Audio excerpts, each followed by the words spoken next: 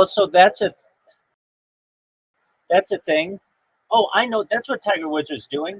He was using altitude chambers.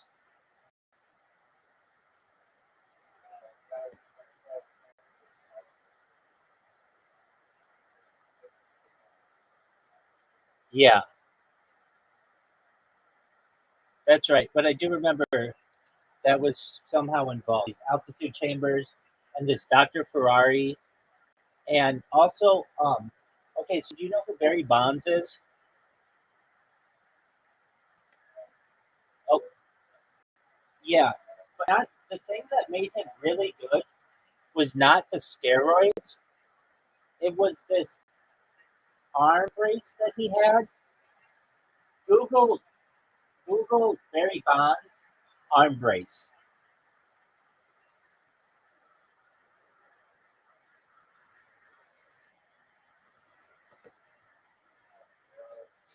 Yeah, he was. Okay, so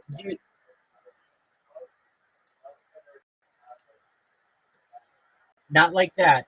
Wait, not like that. This was different. This was different. He actually had to be grandfathered in for that brace because the MLB changed their rules. And what that brace did, it was specially made for him in San Francisco. What it would do is it would to always lock in a perfect position, and it was. Let me look at the terminology on it.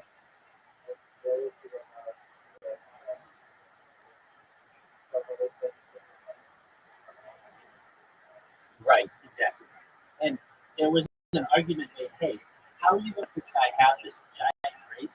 There were a couple arguments about it. Number one, he could use that brace if he wanted to lean into pitches and get hit with them, and then he would get walked, and it wouldn't hurt him. And then the other thing was, it acted like a perfect um, like a perfect pendulum. Hold on a second. Yo, how did Barry Bonds' arm brace allegedly work like a pendulum? Or like there have been theory that the brace was yeah. So here's the situation.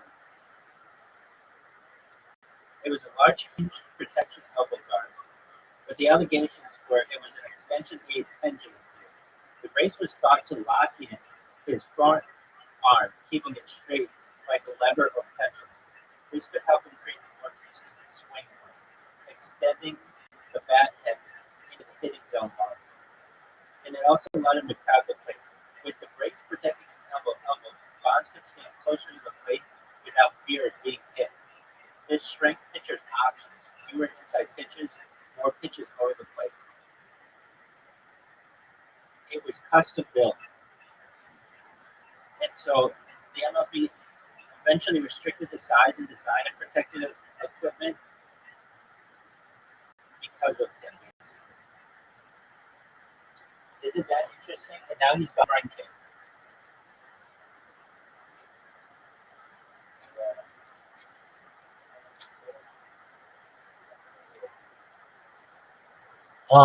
Yeah, that is against the rules.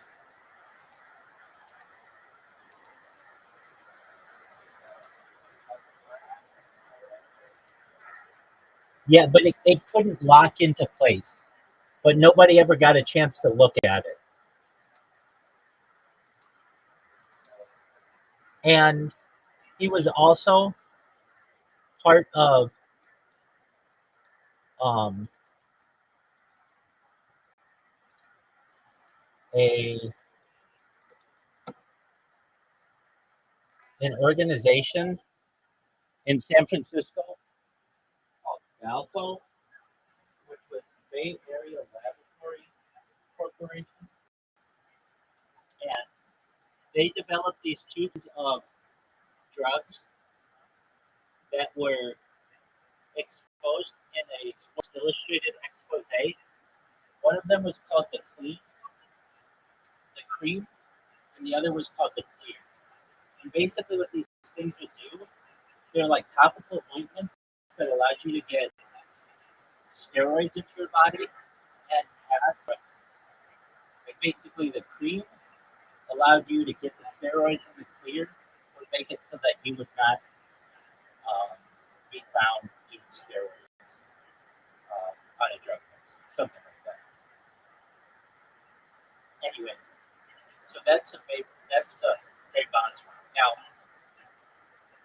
Babe Ruth, if you know, was the home run king for like you know, very well known to be home run king, and he had the record before Barry Bonds of 700, or before. Well, he had the record before Barry Bonds and Hank Aaron of the home run king, 714. However, back then, when he was playing in like the 1910s, 1920s, 1930s, these guys weren't making any money. The pitchers, that especially, they were making like what coal miners were making, basically. Like, they weren't making millions of dollars. But Babe Ruth, because he did endorsements and such, he made more than anybody else. So what he would do is go to the pitcher of the opposing team, which isn't like it is now, where the teams are like not usually together or whatever. These were guys who would go to the bar afterward and just be able to talk to each other. And he would say, "I want you to throw me pitch over the plate. Here's $100." And so he used to be able to basically bribe the other team to throw him good pitches when he wanted to impress people. Does that make sense? So that's not like that. He made like 5 times what anybody else was making. There's another one. So Joe DiMaggio had a 51 game hitting streak, which still stands to this day. And that's another one that they think that bribery may have been involved, where you like it becomes a thing for pitchers to want to be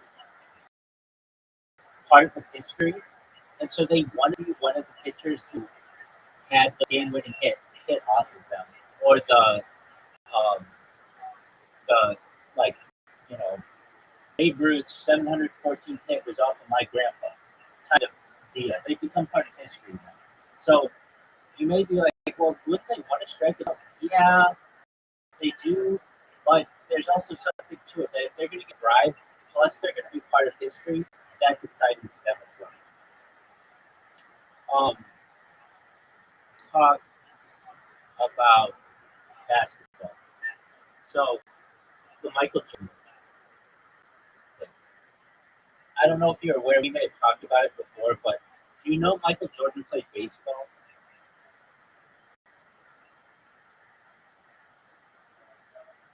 Okay, so Michael Jordan was drafted in 1984, I believe 85. He was drafted in 1985. He was the third overall pick. He went to the Chicago Bulls. And the Bulls were really bad. And the Bulls went from like 1985, they started to get better. And then Michael Jordan did what was interesting. Have you seen the movie Hair? Dude, it is one of the best movies I've seen in the last decade. It's like the story of how Michael Jordan. No, it's a basketball movie about how Michael Jordan developed the Jordan shoes. Anyway, no, Air, like AIR, like Jordan Nike Airs. And it's got Matt Damon and Ben Affleck, and it's got a bunch of people in it. Anyway, and the thing about that movie, yeah, it came out like 2 years ago. It has a great soundtrack, and nobody plays Michael Jordan. You just see him from behind, and it's really interesting that they do that. Anyway, so before companies, everybody would go with the same shoe company. It was the Converse All Stars, and everybody kind of had the same shoes. and they would get whatever Congress wanted to pay, including like the biggest star at that time before Michael Jordan was like Dr. J. But like Larry Bird, Michael Magic Johnson, they all just took like the standard um, agreement for being a spokesperson. But what Michael Jordan did is different. He didn't even want to do this. He didn't want to go out to Eugene, Oregon, but his parents made him. Is he took like he would get like 5% on every shoe that was sold, and that was like breaking the shoe industry. And the reason why Nike did it is they didn't have an athlete. They like couldn't afford it. They were small companies, and so they basically put all of their marketing into this one guy, and his shoes just became really popular to the point where the NBA became like an international sensation because of this one guy. Well, Michael Jordan still hadn't won a championship, and they played the Detroit Pistons, and the Detroit Pistons were like a really stacked team. Additionally, the Pistons were really aggressive, and the Pistons beat them 2 years in a row, and the Pistons went back-to-back NBA championships. And Michael Jordan did not like this. So what Michael Jordan did allegedly was start to take steroids, and you can see it in his body. That's when he went from having hair to his classic bald look. That's where you can just see it in his muscles. He's like a small framed person in the mid 80s, and he goes to being jacked by the early 90s. And the Bulls end up winning like the 89-90 championship, 91-92 championship, and 92-93 championship. And then all of a sudden, Michael Jordan retires to play baseball. And the whole world is like, what the fuck, Michael Jordan? You just won 3 games in a row, 3 NBA titles in a row. What are you going to do? Like, why are you going to play baseball? Now, if you ask Michael Jordan, he will say, my dad always wanted me to play baseball, and it was his dream. And I've done everything that you can do in basketball, so why not go play baseball? But if you ask the other, look it up. Look up Michael. Yeah, he played for, yeah. So here's the thing. The White Sox owner was Jerry Reinsdorf, who also owned the Bulls. So Reinsdorf, the owner, was going to make money on Michael Jordan either way. Meaning, either if he plays baseball, we're going to make money from concessions and merchandise, or if he plays basketball. But the theory is this, and this is pretty well known. Michael Jordan's dad was murdered in 1992. He was driving a Mercedes-Benz sports car, wearing a Rolex. And there are theories that this was a hit, meaning Michael Jordan pissed off the wrong people, and they killed his dad. Now, his dad's body was found, and his Rolex was still on him, and the Mercedes-Benz was untouched.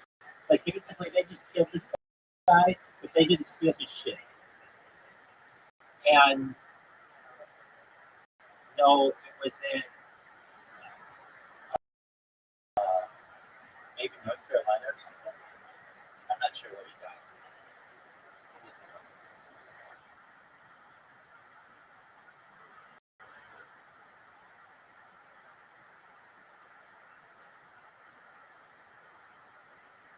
It was Lumberton, North Carolina. Oh, it was a Lexus, not a Mercedes Benz. Um, okay. So he was killed in North Carolina, but his body was found in South Carolina. Okay. But here's the thing. Michael Jordan is a very famous gambler. And the argument is this, that Michael Jordan wasn't paying his gambling debts. And they killed his dad. And then the next year, the NBA barred Michael Jordan from playing in the league. But they couldn't allow it to be a huge scandal because If you bar your biggest player and arguably the biggest player to ever play in the NBA for gambling on games, that's going to ruin the league. People aren't going to trust it anymore. So they said that he retired in a backroom deal, though. It was really he was banned for 18 months. And so Michael Jordan went from being the biggest basketball star in the world to playing baseball for a season.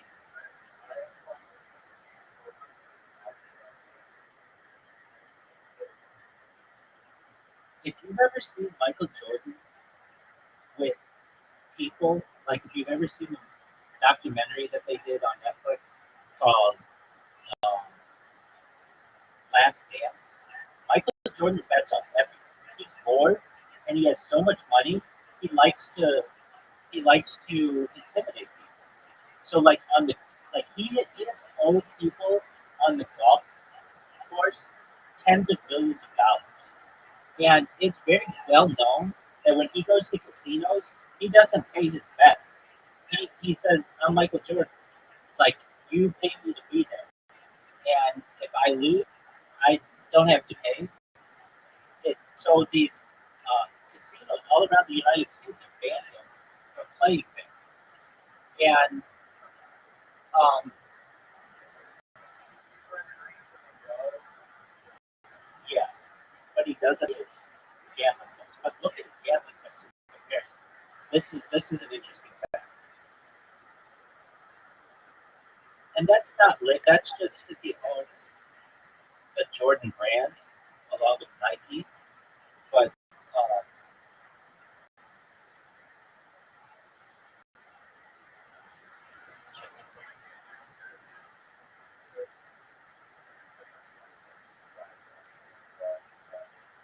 no. There was one guy who said he owed him. One individual said he owed him $40 million. Like huge, one professional golfer. And the thing is with Michael Jordan, there are many stories of this.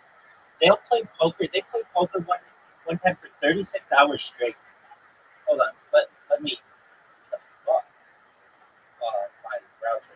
Just a moment. This is documented in like a Netflix documentary. It's like,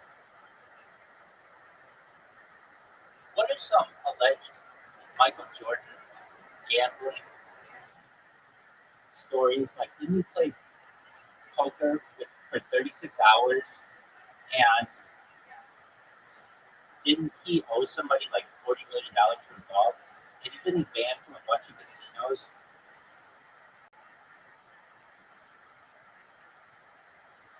Yeah, over the years, a lot of gambling rumors have swirled around. Okay, marathon poker sessions.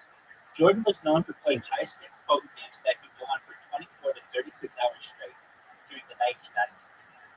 Those stories came from teammates, writers, insiders who said he had incredible stamina for cards and betting. Often these games weren't just about money, but they were about competition and pride. The 1.5 million, $40 million golf game was filmed.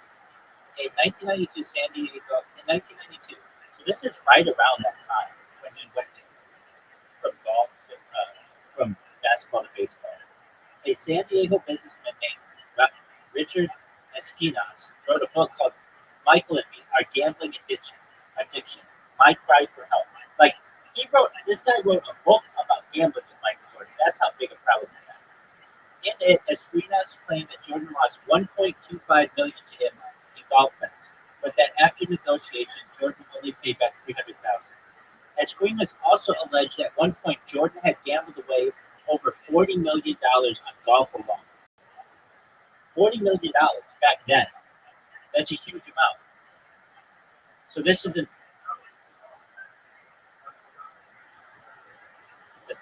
That's true. Here's another one. Atlantic City during the 1993 playoffs. During the 1993 Eastern Conference playoffs versus the Knicks, Jordan admitted he went to Atlantic City to gamble the night of Game 2. Reports claim he was there until 2 or 3 a.m., though Jordan said he returned earlier. This caused a media firestorm because the Bulls lost Game 2, and critics questioned his focus. The James Slim Ruler check. In 1993, investigators found a $57,000 personal check from Jordan to James Slim Ruler, a golf hustler facing money laundering charges. Jordan testified that it was to cover gambling losses on the golf course. The revelation fueled rumors about how deep Jordan's gambling went and whether it was tied to shady figures. Rumors of a secret suspension. Because Jordan abruptly retired in October 1993, right after his father's murder, theories spread that the NBA secretly suspended him for gambling, rather than him leaving voluntarily to play baseball. David Stern and Jordan denied this, but but there is evidence scientists that supports it. Casino bans. There have been long rumors that Jordan was banned from certain casinos, mostly in Las Vegas and Atlantic City, because of his heavy action.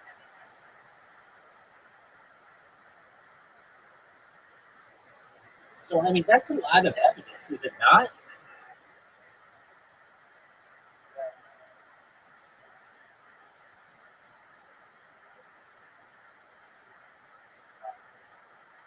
Dude, it shocked the world when he played baseball. He was actually pretty good, but not good enough for the major leagues. No, he wasn't doing that, but he he played, I believe, Double A baseball, which is pretty good, but he never played in an MLB game. Meaning, I think he played. I think he well, he was in the White Sox farm league, farm team. I think he might have played one MLB game, but he did not do really well. And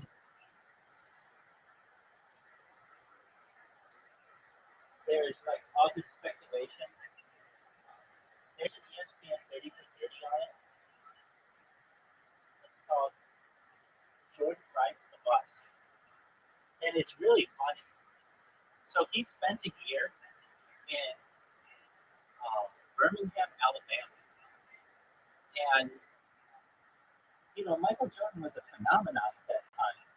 And so he gets to town, and it's like this small Alabama town, and he drives up in a Porsche or whatever from the airport, and he meets they do this interview with this like small town real estate agent, and she's like, "Yep, I sold Michael Jordan his house," and he's like, he just gets there, and he's like, "Yeah, I'll take that one." Basically, she's like, "It was he knew what he wanted," and like she's really respectful about it. But basically, imagine like you're living in this small town, and then like the biggest superstar in the world comes, and you need you to sell him a house, basically.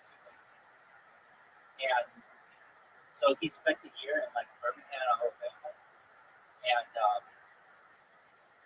he and so he like when he would play on this baseball team, he could easily have like a private jet take him wherever he needed, but he would ride the bus with the rest of the team, and he did not do very well. I mean, if he did Michael Jordan actually ever play in a real major league game? If he did, it was just one game. But no, he never did. Here's what he did in the minor leagues. He played for the Birmingham Barons in Double A Southern League. He played a full season there. His stats are 202 batting average, 3 home runs, 51 RBIs, 30 stolen bases. 202 batting average is bad. Not great numbers, but not embarrassing considering he had played organized baseball since high school. He played for the Texas Scorpions in the spring training. He appeared in Cactus League exhibition games with the White Sox. These were against actual MLB teams, but they don't count as actual MLB games.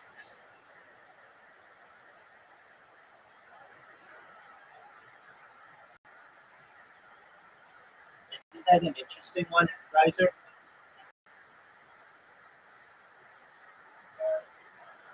Yeah. So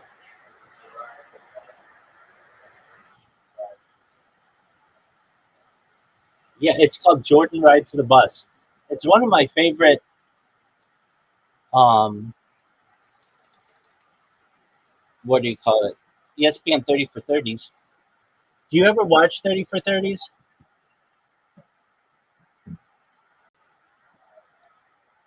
They're amazing.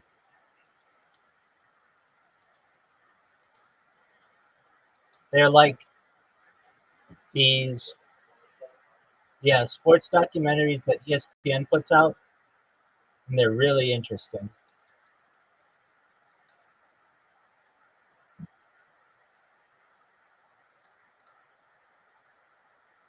Um, yeah, so if you ever have a chance, watch Jordan Rides the Bus. And then I would also watch, it's called The Bulls Last Dance. It's like an 8-part series, something like that, 7 part, and it's done by Netflix. And you see Michael Jordan and how obsessed he is with fucking winning. And okay, so he's not like a good guy.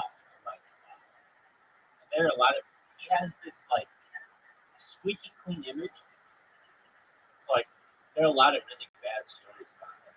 Charles Barkley will tell you a lot of them. Do you know who Charles Barkley is?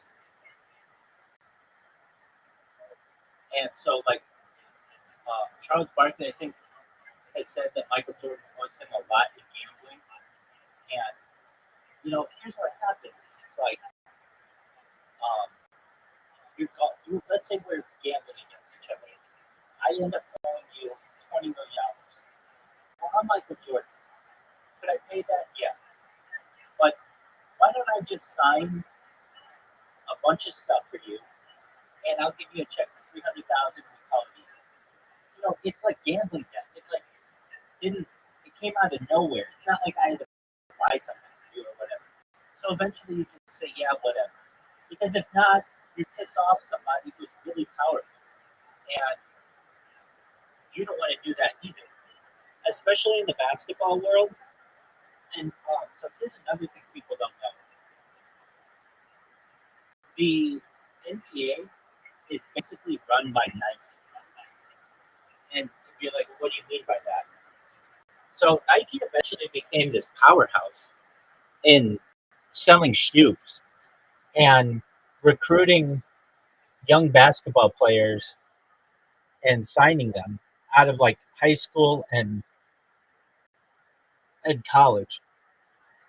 And the NBA is basically fueled by advertising. And one of their biggest advertisers is Nike. And so whatever Nike wants to happen, the NBA will go with that. So what do I mean by this? Um, so there used to be this rule in the NBA that your shoes had to be at least 50% white. Why? Because that's just what old school basketball shoes looked like. And that was the rule. Why was it the rule? Because white shoes don't look dirty, they look nice. But when Michael Jordan joined the league, he recognized that this was the rule, but he wanted it to look different, and his shoe looked different. So allegedly, he just said, "Fine me for every game that I play. Nike is going to pay the fine so that I can wear different colored shoes." And then eventually, that rule went away the next year by the NBA. Now, before we go taking that as the law, let me look this up to make sure that's right. It was something like this. And if you notice with any of these stories that I say, I get them like 85% right. Like here or there, this is like esoteric sports now. You're not going to learn many other places. Here we go. What was that rule that the NBA had that like their shoe color be white or 50%. And then Michael Jordan came into the league. Nike said that they would pay the fine, and eventually the next year that rule went away.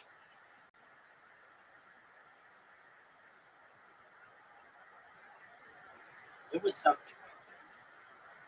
And I know this is a lot of hearsay, but it makes a lot of sense. Okay, so come on, ChatGPT 5 cents. All right, come on.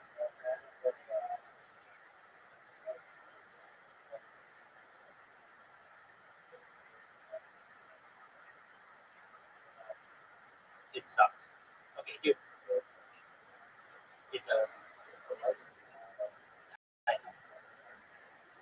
okay, so here. You're remembering the origin. You remembering the origin of the band Air Jordan story. One of the most famous sneaker legends ever. The NBA shoe color rule. In the 1980s, the NBA had a dress code for shoes. Players' sneakers had to be mostly white, about 51% white, and in harmony with the rest of the team's uniform. This was meant to keep a uniform, conservative look of it. Michael Jordan and the Air Jordan 1. In 1984, when Jordan entered the league, he was drafted in 84. So he was the third pick in the 84. In 1984, when Jordan entered the league, Nike gave him the bold black and blue shoes and Air 1 red. These didn't meet the 51% white requirement. The NBA told him not to wear them, but Nike saw an opportunity. The fines in Nike's marketing genius.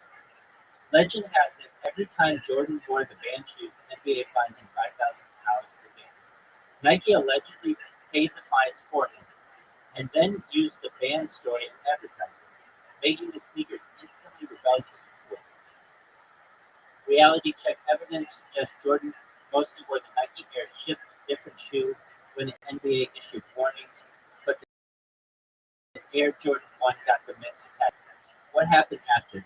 By 1985-1986, the rules, and by the 1980s, the NBA dropped the strict 51% white guideline. You're welcome. How are you? Can you hear me? What's going on, Juice? Yo, can you remember when you used to do streams okay. Yo, can you get Citrus to stream again? Can I get Citrus to stream again? What do you mean? You know the streamer Citrus? Yeah, I know him. Yeah, I mean, we talked on Discord. Yo, you want me to give you his address? No, I mean, you can keep that information private. Why do I need this information? What's that? The Jewish, like, war on Discord? Yeah. Like, would you like to show it? Dude, what are these questions? No, it's the way I think of you as, like, this guy that's, like, always on his phone, or just, like, always online, and, like, you don't have a job, right? No, I don't need one. Okay, like, you're a professional streamer? 100% big dog. What are you, like, a C-list celebrity or something? Where did you find the... I'm an ex. You just, like, one day decided to become a streamer, then, like, Dog. like, just living it? Dog. What are you living it from, like, donations, or what type of Dog. money? Dog. Read the Ask Rabbi Anything section of this. It says about Rabbi Rothschild. Just read that. It answers all your questions. I'm not reading no Jewish scriptures of yours. Okay, that's fine. That's fine. I'm in the middle of a discussion with somebody, and you came in here and What are you interrupted it. discussing? We're discussing the Michael Jordan 1 shoe. What's the discussion about? That's me talking about how Jewish people, right? Their nose is a key of power. Like, their nose is the power to do what they do in their life. Like, have you even ever heard of I know. We're done. He's been muted. Nobody needs that.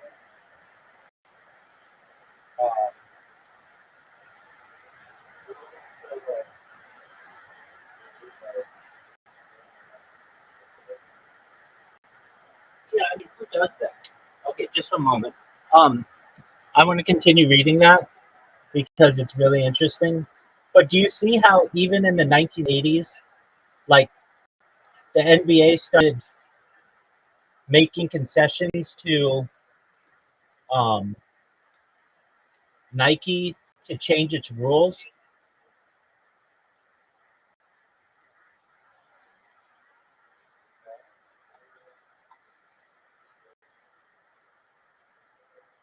Exactly. Okay, so then um, there's all kinds of videos of this where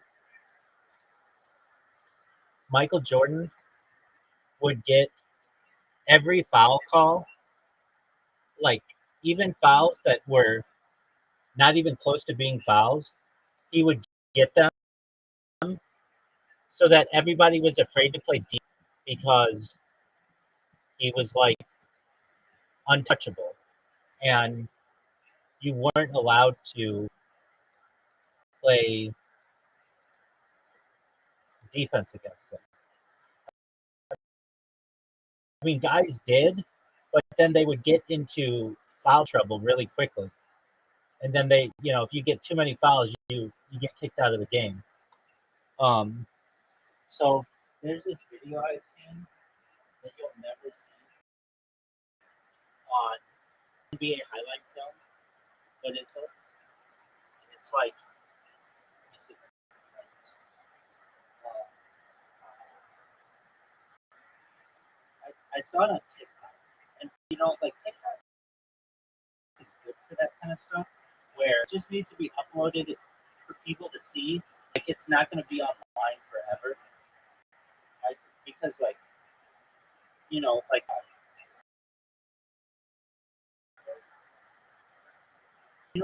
yeah, I think actually that's where I saw it, but I think it went. Yeah, Reddit is good. It's just basically NBA is really, really um, about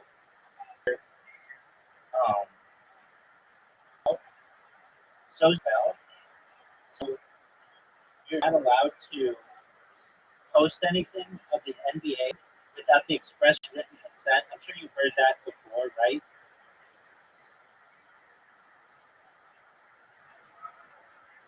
Like you're not allowed to. Yeah, you're not allowed to. All right, go to that video that I just sent,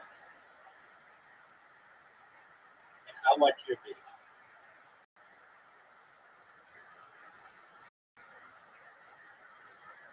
Oh yeah, and the guys are like, "What the fuck was that?"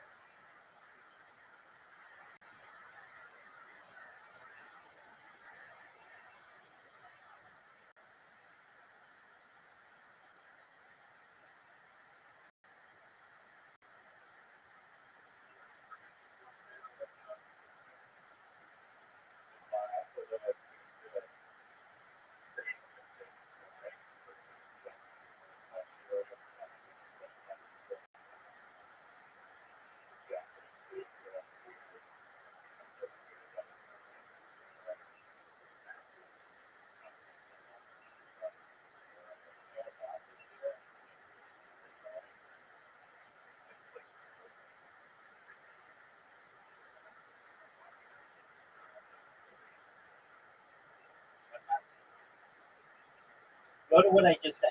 4 minutes of Michael Jordan, and tell me when you hit start, and I'll hit start at the same time.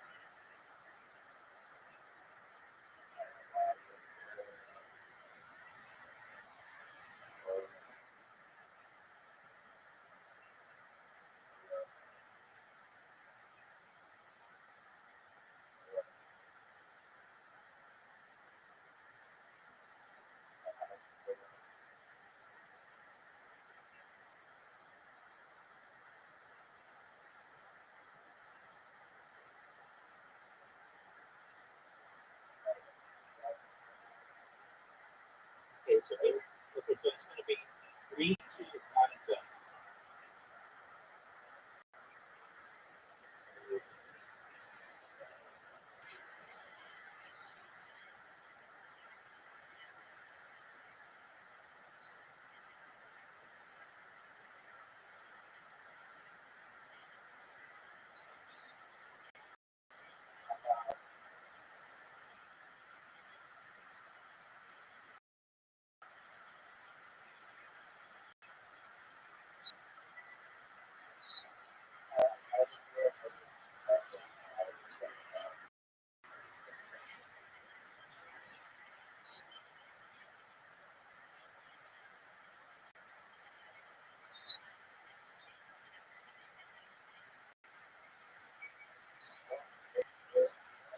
Right.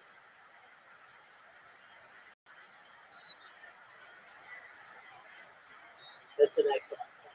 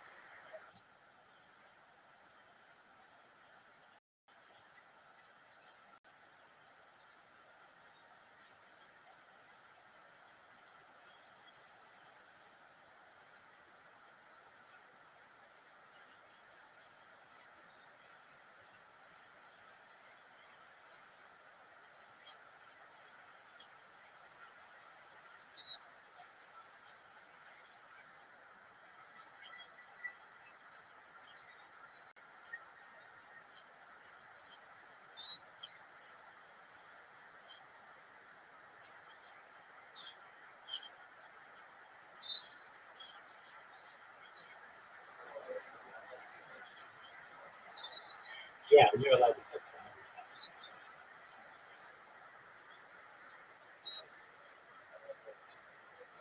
Dog, that's what makes the NBA such a bullshit league because it's not really clear. Right, right. That's why I can't stand the NBA. And I think it's a shit because it should be you're not allowed to touch the other guy, and if you at any point touch the other guy, that's a foul. But they don't make it that.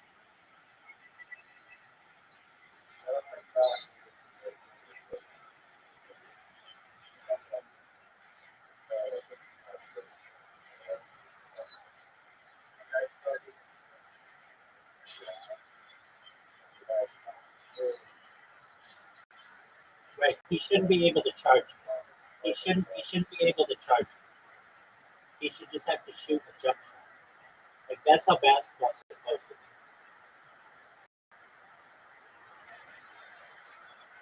Like when you when you make basketball into football, that's when people start to get upset.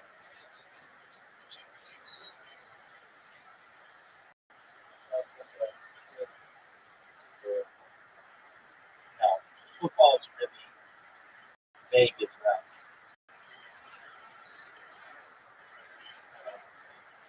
There's holding on every play.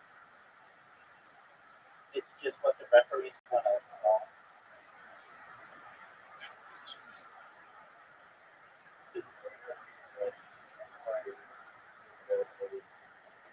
What does it do?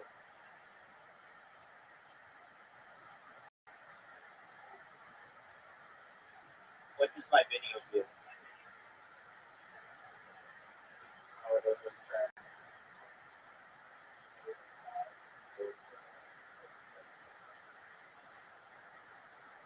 But then when you restart it, it works.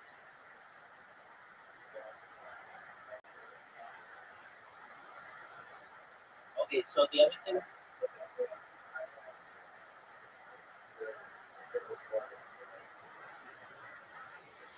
so the other things I've seen when it comes to Michael Jordan, there are like three more stories. Okay, so remember I said he did steroids. That's when he went bald, and the reason why he started shaving his head because steroids cause male fat involvement to increase it, and he did not want people to be able to notice that. That's why LeBron James, for the first part of his career, would always wear like a sweatband until eventually he just got there. Because these guys do it. Yeah, great question. I mean, it was just like the technology. Well, I shouldn't say that Turkey wasn't good. And he's like a big time athlete, and he just went bald and he just started to his head. All right, so then he there were these stories where he was sick of losing to the Detroit Pistons, and they just took his bag of steroids. They got it from somebody, and they put him in the middle of the locker room, and they were just like, "We're not losing this guy anymore," and they just started fucking injecting themselves. And there's that story where back then there was that, and um, yeah, that only started in like the early 2000s. And, the players' associations were like very against it. So, but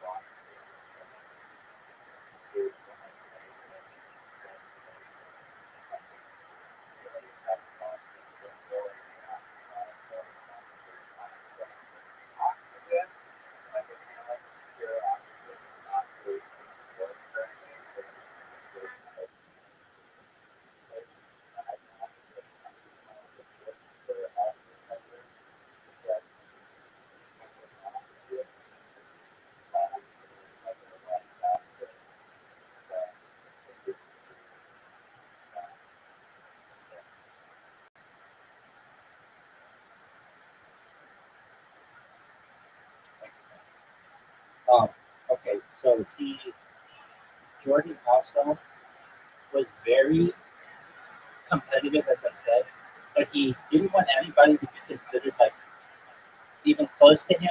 Like he wanted to be considered the greatest ever. And ESPN at the end of the 20th century did this thing, this sports montage of like the best athletes, and Jordan like demanded to be number one on that. Like Babe Ruth number three, Muhammad Ali number two, Michael Jordan number one, and he did this thing where so he played for the Bulls up until like 97, 98. Then he retired. Then he came back and played for the Washington Wizards for a few years. And the Washington Wizards, he also, well, he eventually bought the team, part of the team. But when he played for the Washington Wizards, they were going to get the number one pick overall. This guy named Kwame Brown, who was, for all intents and purposes, a really nice guy. And when he got to the team, Michael Jordan just abused him for the whole year and just got in his face like, "Who the fuck do you think you are, the number one pick? Go fuck yourself. You're never gonna be anything." And like got into this guy's head, and he never did well at the NBA. And he had all of the skills to potentially be number one. He was eventually traded to the Lakers, but he just never turned out to be.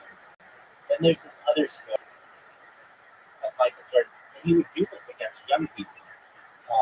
He never wanted to have any like real um, connection with LeBron James. In fact, the year that LeBron James came into the league, Michael Jordan retired the year before that so that they weren't around the court at the same time. And Michael Jordan did this one commercial for Gatorade where he was going to play himself in basketball using a computer generated image. And they had to get a model to like be the computer image so that they could base something on.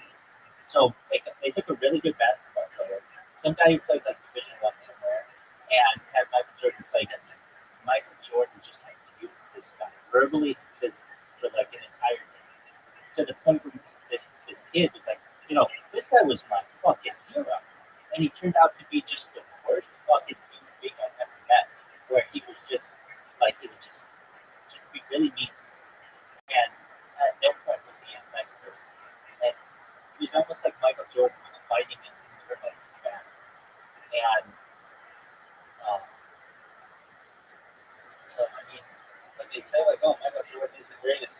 shit.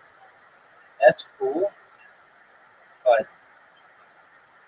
it's not all that.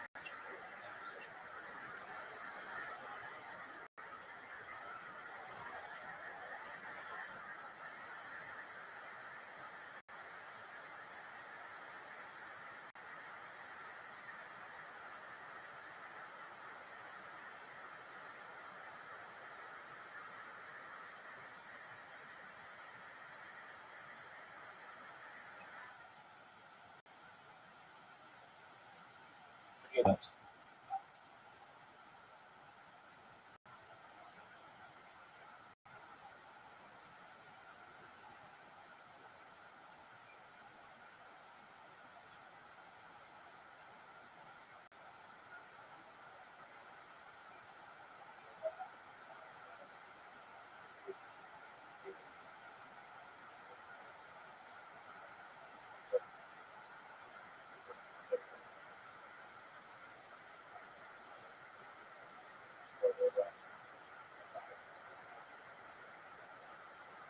I'm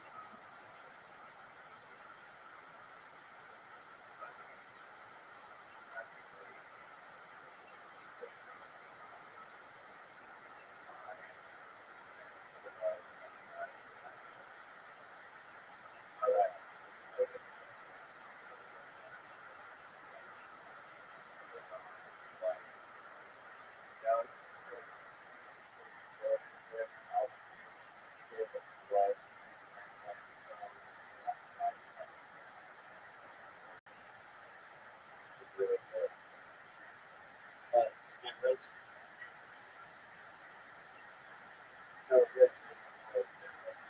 He wasn't super.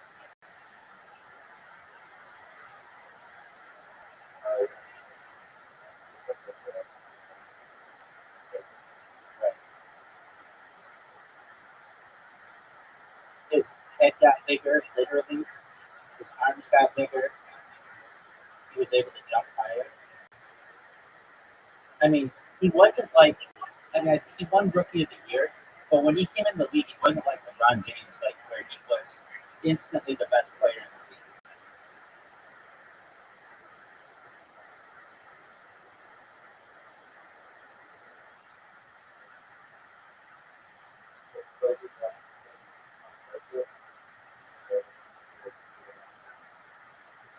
Apparently, I mean, I don't know about those. I just know that there are theories that he was getting into starting a pharmaceutical company, and this was a sign that to like all of Hollywood and really just everybody that not to speak out against pharmaceutical companies, especially right. He died like a month before the pandemic, and that's why everybody's just totally on.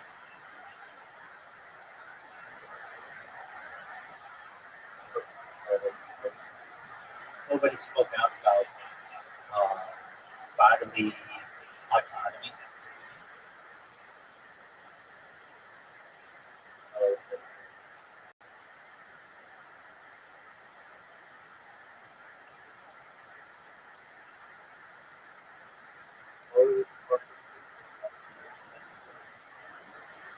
I'm not exactly sure. But yeah,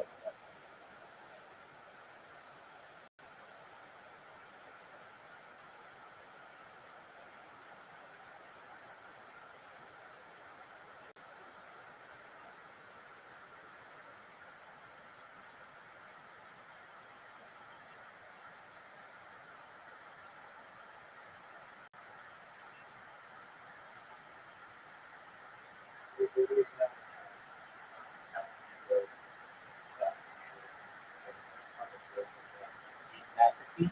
Yeah, I mean, he had that fucking tattoo that he said West.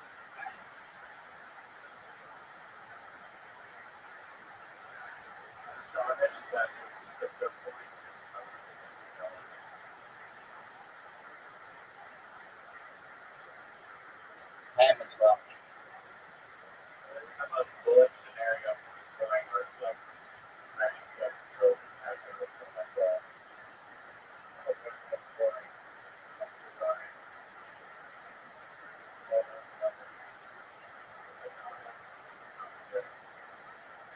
and then he died. It was very suspicious.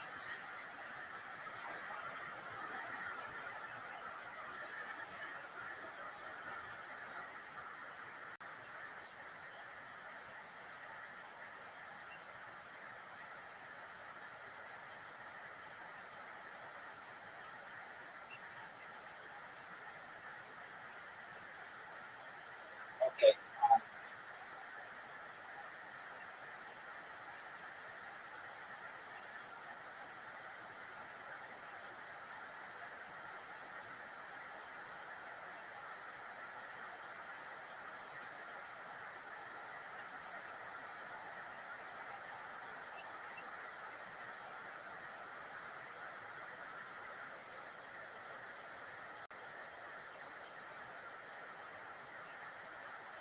Kobe Bryant had a legal dispute with high-tech pharmaceuticals, a dietary supplement company of the trademark for the name Blackmon. The company had filed a trademark Blackmon Hyperwash for a line of ephedra-based diet pills, which Bryant sued and opposed, arguing it would cause consumer confusion as the nickname was strongly associated with pain. Welcome, how are you? What up? I'm kicking that second name. How are you, dude? Excellent. How'd you find out about me? How did you find out about me?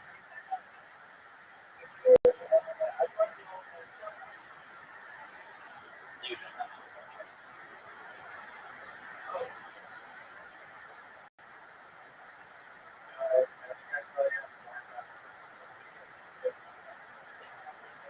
There you go. No, Ludi, how'd you find out about me? Okay, cool. How are you?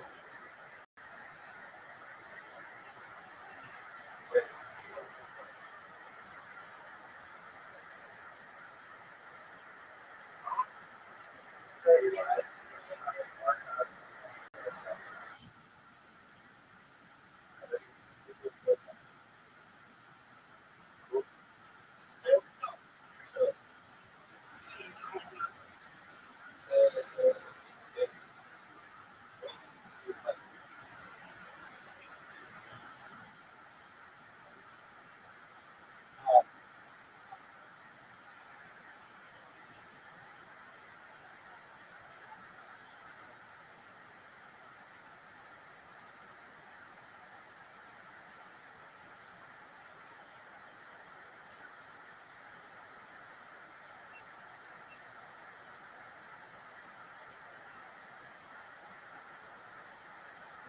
so I don't know exactly about the Kobe thing, but I do think it was a message to people, perhaps, not to fucking see. He lived like 5 minute drive away from me, and he would take his helicopter everywhere like a flying car.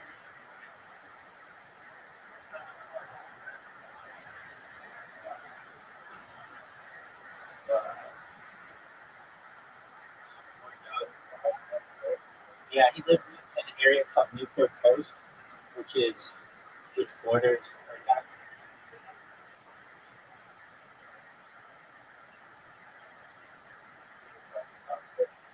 Uh, so it's interesting because of like FAA regulations. There's like it's called John Wayne Airport. You can't fly a helicopter in that area, so they fly them along the ocean. So basically, he wouldn't have to take the route to go over my house. Um, but if he wanted to take the direct route, he could. But did I ever see it? No, because that's not the route that helicopters take. They take a different route. I could see airplanes. Well, I don't know. They're like trees in the way and stuff. But uh, like, yeah, I can't see planes landing, or I can't hear them either. But I'm sure if I went to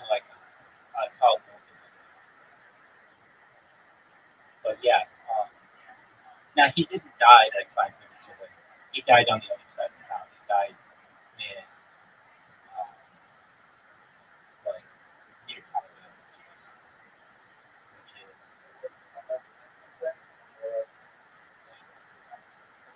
he, yeah. It was a especially fun day that day, but I don't know. I don't.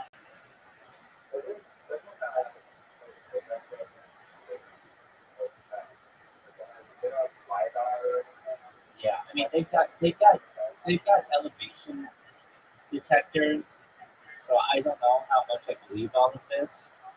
And I've never seen a body, even though they use this like red herring thing. If they said some police officers took pictures of the body, there's no pictures of the wreckage, no pictures of the body. I mean, I've never seen it, and I watch all the news. Maybe it's, but pictures of Kobe. Uh,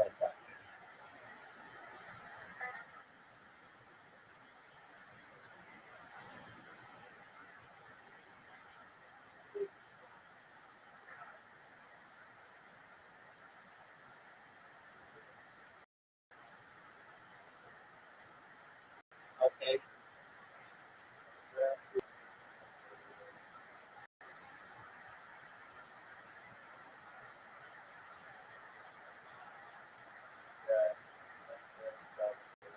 a number of photographs containing the document the site of the helicopter crash these documents have been released. These images include aerial views of the wreckage of farms on the impact test. It looks small. Like I would expect it to be bigger.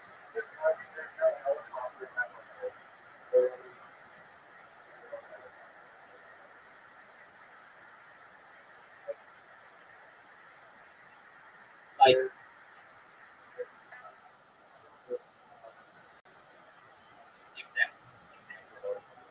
like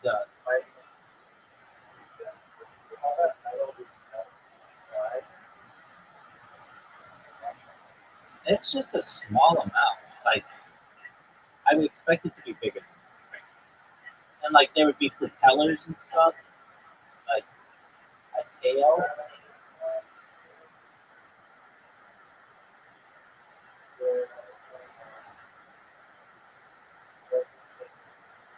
Dude, it looks like now that I see the crash site, it looks like the stuff is spread out, which usually tells you that it gets shot down.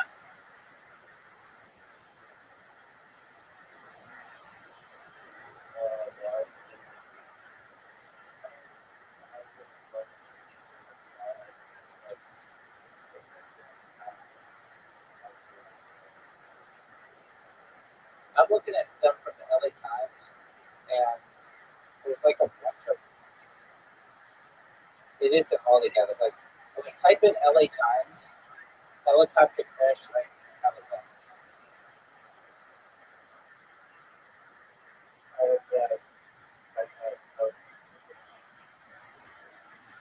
Because if you click it, it says federal investigators look for answers to Kobe Bryant helicopter crash.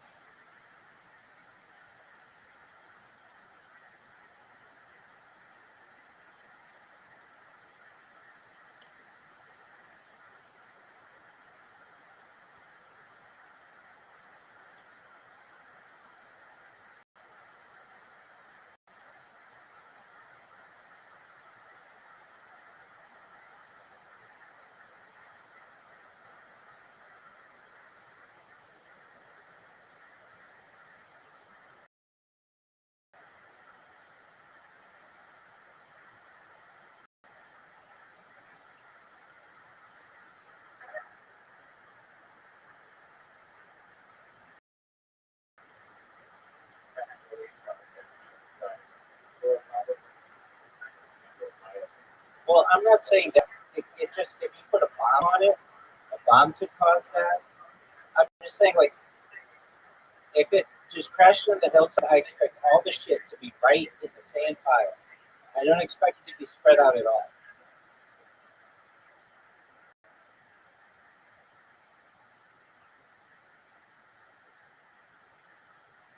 But again, I don't know.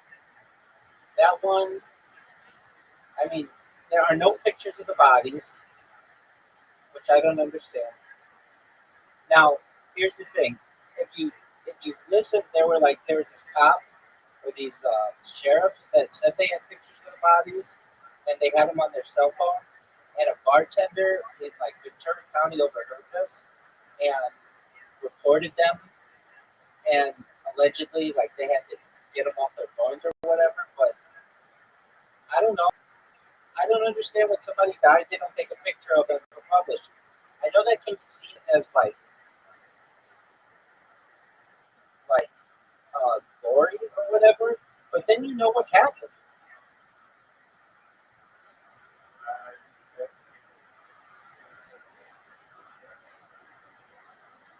Dude, fuck that shit. Why? Why should it be up to? Why should it? Yeah. Why should it be up to their discretion?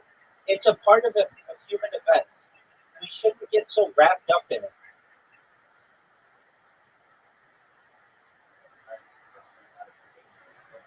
Okay, then they don't have to look at them.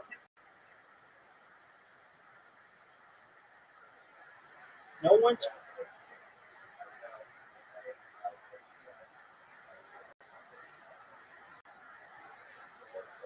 look. I'm saying that it's very easy to then do cover-ups on people because then you can always say, oh, for the good of the victims, we can't do autopsy, or for the good of the victims, we can't publish pictures.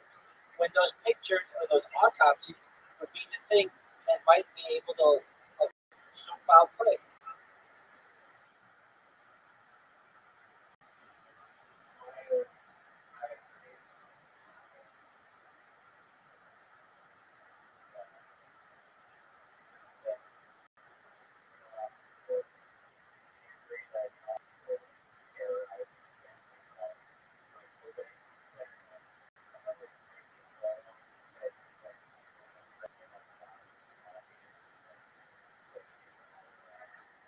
Okay, okay, that's fine.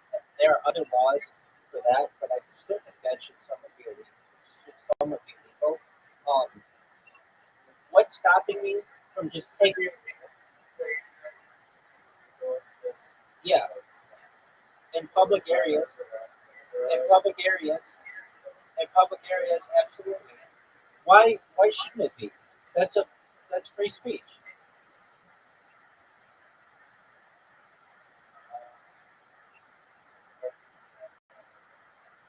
No, quit with the general consensus bullshit.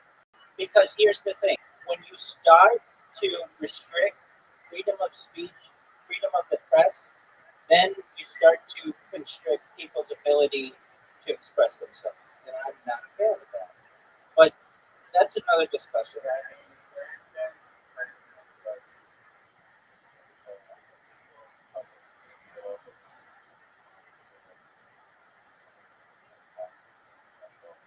Exactly. Okay, so that's a perfect example. Why shouldn't I be able to take pictures of that guy that month and put them in a public park if it's not littering or anything like that? That's like a really disturbing picture. But the man was a pacifist. He was thinking against the Vietnam War. What's wrong with that? That person should be seen as hero, and we shouldn't be hiding the fact that this man made an amazing sacrifice for all of us.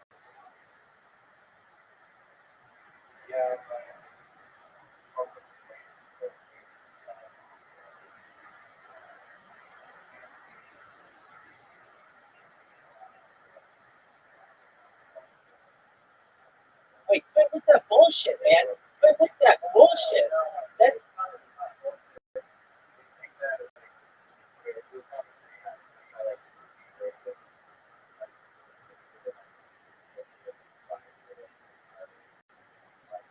you can take your 5-year-old to an R-rated movie. R just means that you need parental consent. You can do that. Yes, I do think you can. You can and should be able to do that. You can. That's legal.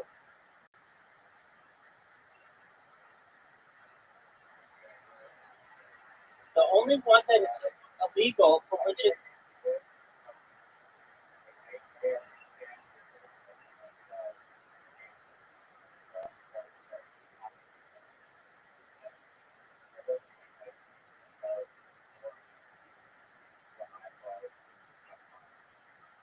I'm not saying that you need to either. I'm saying that you should be able to if you want to. That's all. I don't want to restrict people from being able to do that. If somebody feels that that month is so important as an anti-war statement that they want to show that to people in a park on a picket sign, they should be able to do that. And I don't care about your weak ass little snowflake children and what they should be seeing and what they should be seeing. If you don't want them seeing that, then don't take them to a public place where it could be seen.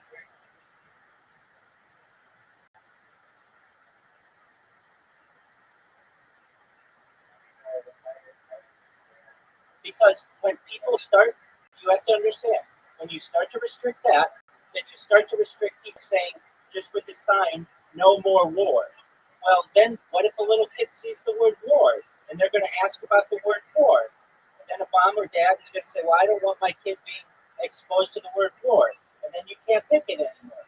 That's exactly how it happens.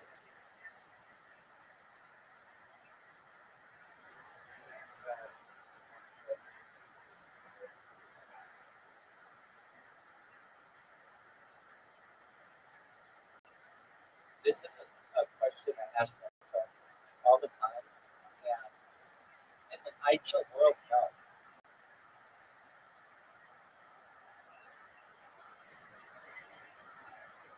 Meaning, like a child should, we shouldn't make sex a taboo subject. It's love between two people or five people or whatever. We should be able to have real talks with children. We should, like, in a village in Africa or in the Amazon, people are naked, both men and women, and it's not like taboo. Nobody cares. It's like that's just how you live your life. In an ideal situation, that's how it should be. It shouldn't be like just like the nipples on a woman are not allowed, but the nipples on a man are allowed. But then a man can be and a woman can be a man. It gets confusing, and frankly, they're just subjective opinions. And in reality, it's just skin. We shouldn't taboo skin. It's just skin.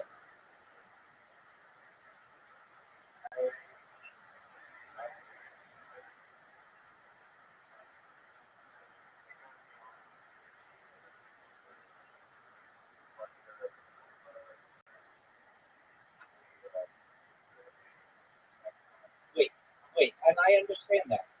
I understand that.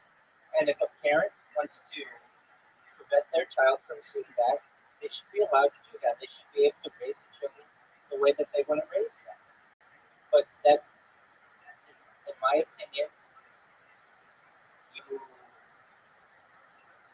at least from a standpoint of if there is going to be a division, then, um, well, basically, like from a board perspective and torture, I think that children should see that so that they know what to avoid in the future, so that they learn. This is what water torture is. This is what self-immolation is. And it's a terrible thing. And this is what people did as punishments in the past. And let's not do them in the future. When we hide these things and we don't talk about them, and then it becomes still done in the world, but people live in their own bliss. I don't like that. If we talk about these things and bring them out in public, we'll do our best to try to stop them. Look, I can tell you, my history books as a kid, and my history books as a kid, they had pictures of that self-immolation monk. And was it shocking to see? Yeah. But then we learned about it. It's been something that's been stuck in my mind ever since. Or that picture of that North Vietnamese guy South Vietnamese guy in the head, like that sticks in my mind. Those are parts of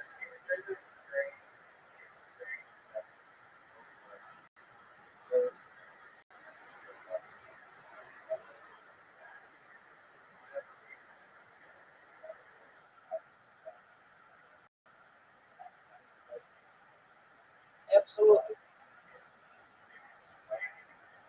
Why doesn't Donald Duck wear pants?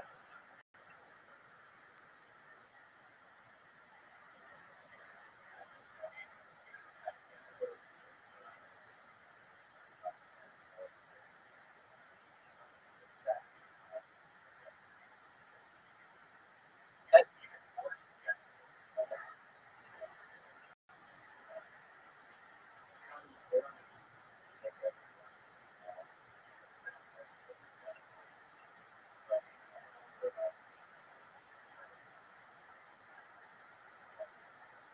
exactly.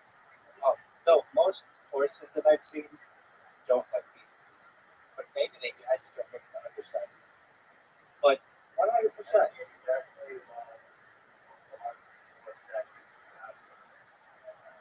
Okay, maybe they do. I don't generally look at them. Okay, so in terms of,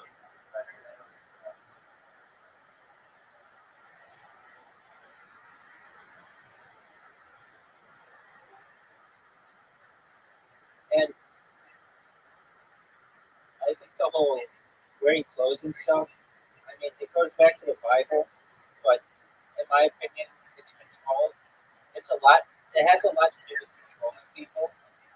When you can control what people wear, you control how they express themselves, and also it allows you to sexualize people, and it allows you to weaponize them as well. And I don't like when sexuality is weaponized.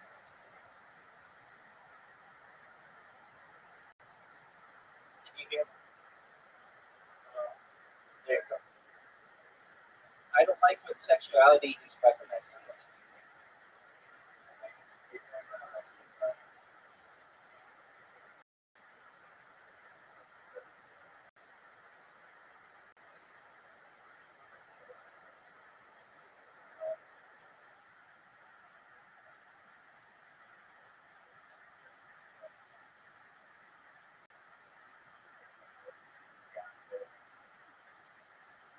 It just doesn't make any sense.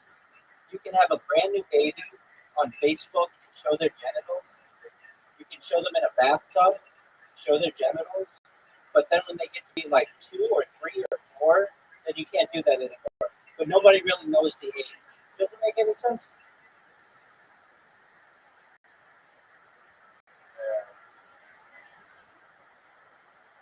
It doesn't. It does not make any sense.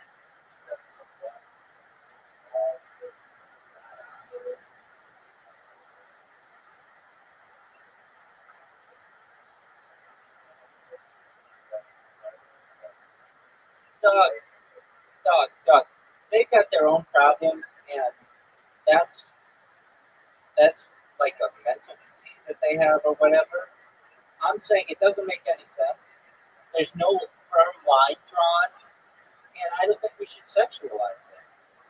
Frankly, these people who have been in National Geographic for 100 years, and every kid in the Western world has seen probably their first set of hits, aside from their in those. That's never been a problem because they're not sexualized.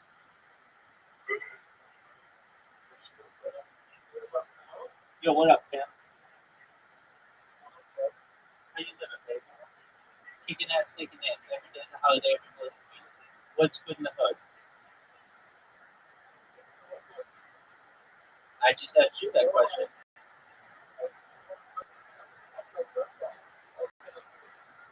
So, I don't want to answer questions. No, that's not.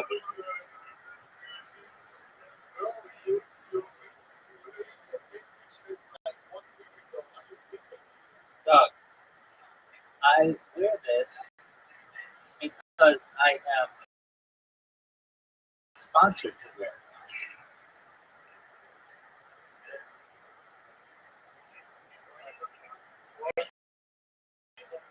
Hey, I'm gonna go to sleep soon. Hey, we are in the middle. Feel free to listen.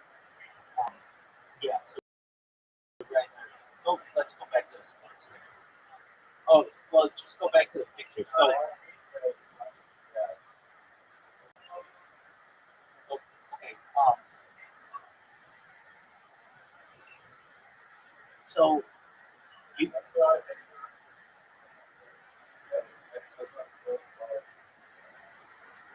Oh yeah, Doug. I'm a, I'm a lightning bolt for asshole, or I'm a lightning rod for asshole. I'm an asshole lightning rod.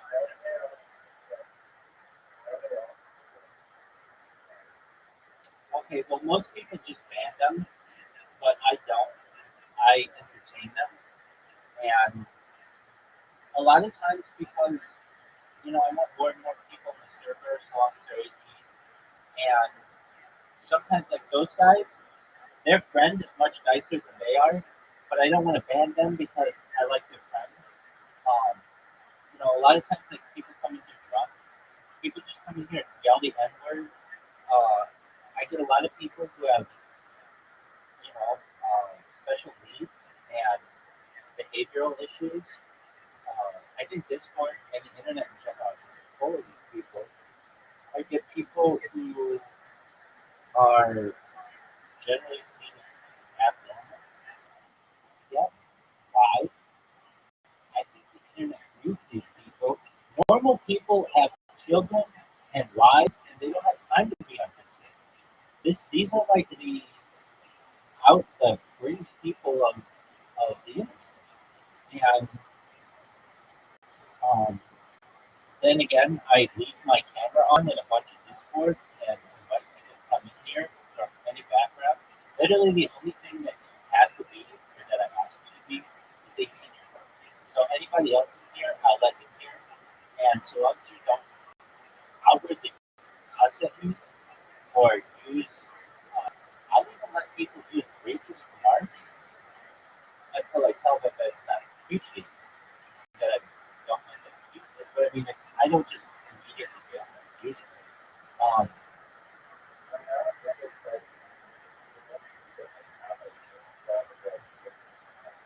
done, done. I say you have to be 18 to come in, and people still don't read that.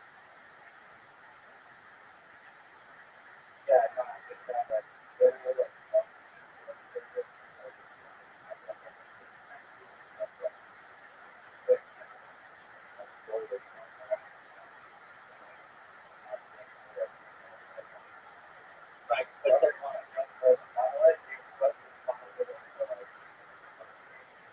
No, no, I funneled it into one.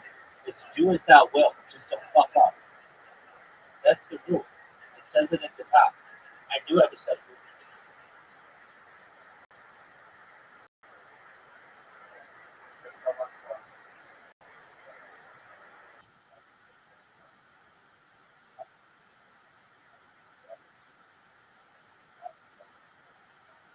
No, I use fuck and all these profanities.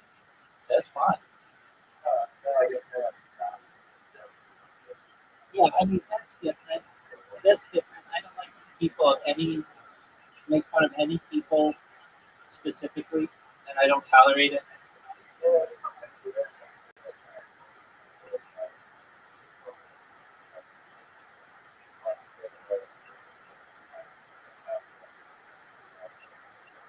all the time. And they're allowed to do that. That's I don't think their internet privileges should be taken away. It's just I don't have to listen to that. And I get it dozens of times, it seems like a day sometimes. And there's only so much I can do. If I say in here, you know, like don't racial, let's just say don't use racial terms. Okay, well, Jew is a racial term. I use the term Jew 1,000 times a day. Now, it's one thing if I say Jew, like Jews of the world unite, versus some other person coming in here and saying, "Hey, Jew, how you doing?" Or like, "Hey, Jew, why do you have such a big nose?" There's a total different, take on that. It's how you use the word.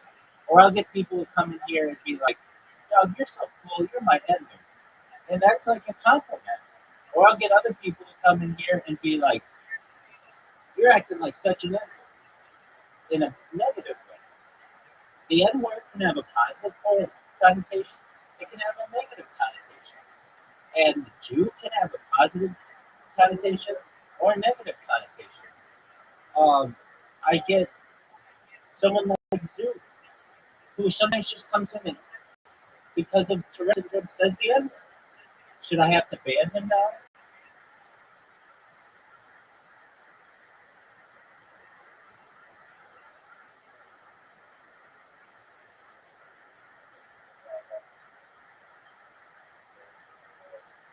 There's no perfect list.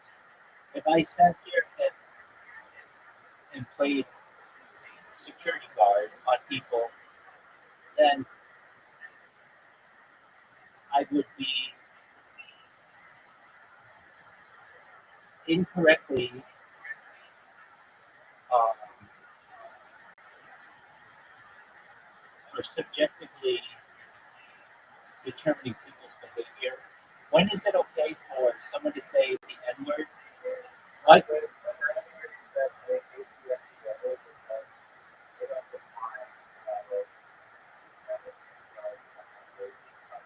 That's true.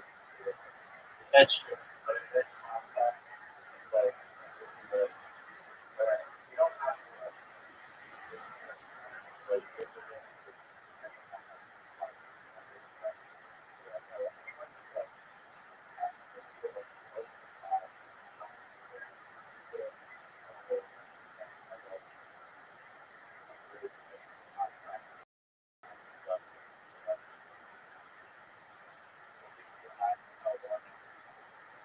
I get that.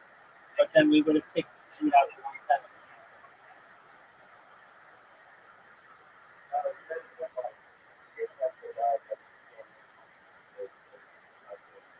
Zoom comes in here and sometimes says, "I hate heaven." And I know he doesn't mean it. I know he can't control it. But that's because I've gotten to know him better. If he would have said that at the beginning, he would be kicked out.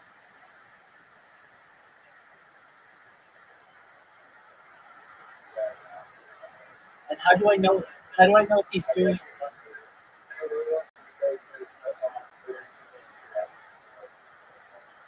I mean, that's kind of what I have to do. Um, I get people who come in here and they want to. It's rare, but I'll get people who like stream really mean things, and they'll just stream like beheadings and things. Like they should understand that that's fucking up, and I get rid of it. Um, I also get people who like will use the N word. There's a girl I know who uses the N word. She has black children, and I ask her nicely not to use it, and she doesn't always listen. But she knows my stance on it, that I don't like to hear that word over and over and over and over. Like I hear it so often that it just becomes like annoying to me. Even though I don't mind it in some contexts, but in other contexts, it rubs me the wrong way. So I make sure that people know that there are some people to whom that word is very offensive. And I don't want to uh, necessarily uh, exile those people. So I make people aware. Generally, the discussion in here doesn't get that that raucous. I mean, normally 99% of the time, I'm here alone, and somebody comes in and they're really, and they hear all about what I have to listen to me for a little while. They ask me all the questions that they want. Then they'll say they'll be back. And either they come back a few days later or they never come back again. It's happened with almost 2,000 people and that's absolutely fine. That's 95% of the interactions. And then there's another 5% where it's a guy who brings in his friends and they speak another language or something like that. It's not always that way, but a lot of times they'll say something in their language together to each other, and then one of them will say it broken English somewhere or whatever. It's like, look, if you do this again, I'm going to ban you. And they'll be like, oh, okay. And then they'll be really good. And then they'll come back the next day and they'll be drunk. And, just those kind of things happen. I'm not here to play control officer on other people. If you want to talk with me in this server, in this VC, then I have like my own set of standards and I have my own self-respect. If you want to go into any of the other VCs that I have in here, I have 500 of them basically, and you want to go in there and just yell the N-word out all day long, go for it. I don't fucking care. Nobody's going to give a shit. It's only when basically you're not fucking up at that part. At that point, when does it become fucking up? Well, I mean it's subjective, but when enough people say to me, "Hey, this is a problem," then I basically have to either warn somebody, or tell somebody something, or send them a message or whatever. But again, 95% of all the interactions that I have with people in this Discord are very civil. They're very professional. They're very mature. I get people who ask me all kinds of wonderful questions, and that's why I do it. If I didn't enjoy the interactions that I have with people in Discord, I would not be in Discord, and I would not have my own Discord. I generally enjoy it. So you do get some bad apples. Usually they come in at 2:40 in the morning or whatever, and I just do it the best you can.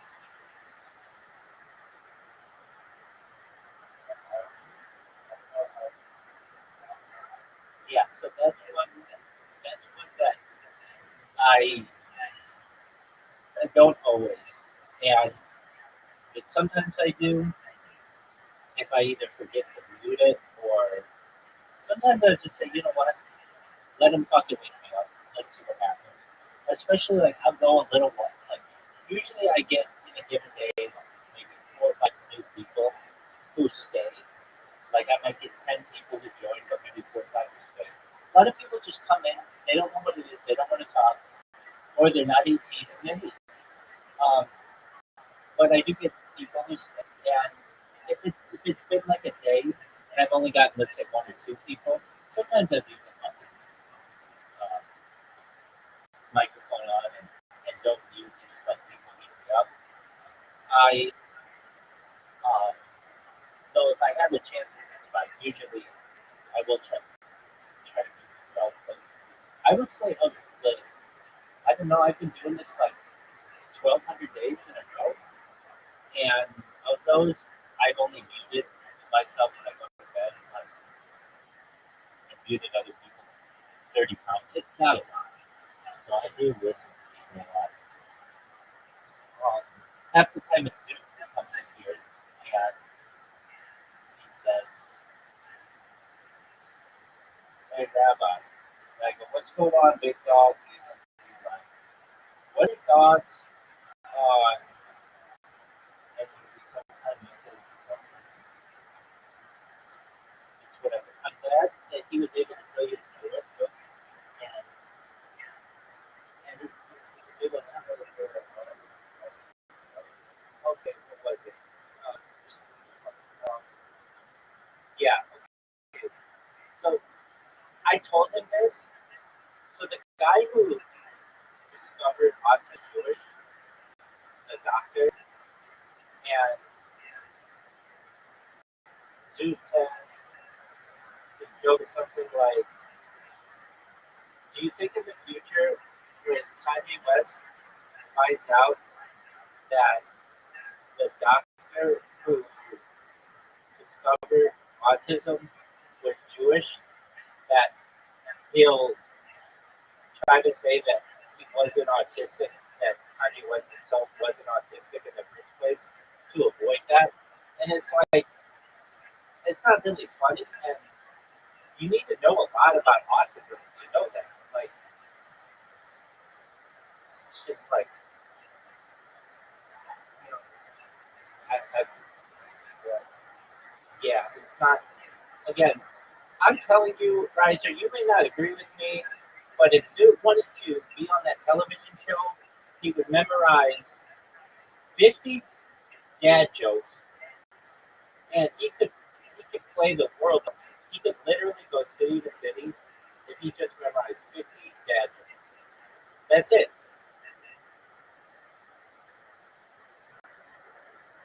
He would be he would be considered. He would get. Hold on. He would get business opportunities. He would be considered a clean comic. He would be considered non-controversial and funny most of all.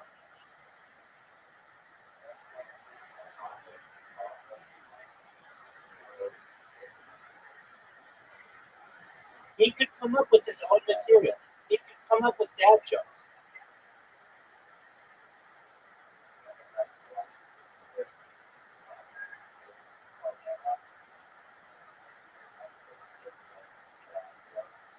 No, dad jokes. Dad jokes are just when I say dad jokes, I just mean simple clean jokes. I don't mean jokes.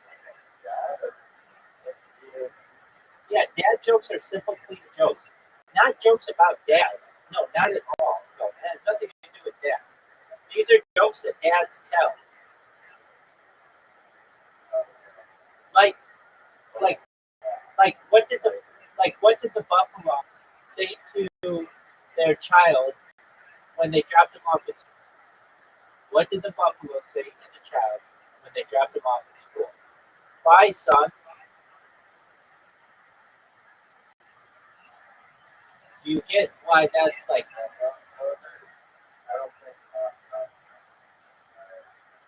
That's not a knock knock joke. That's a simple joke. I mean, no, they make you think. Here's one. I'm really great friends with 25 letters of the alphabet. I don't know why.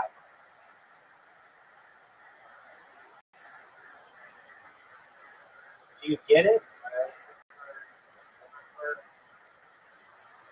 Hold on.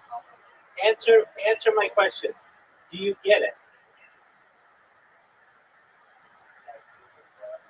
Okay, explain it to me. Explain it. Explain it to me. Explain it to me.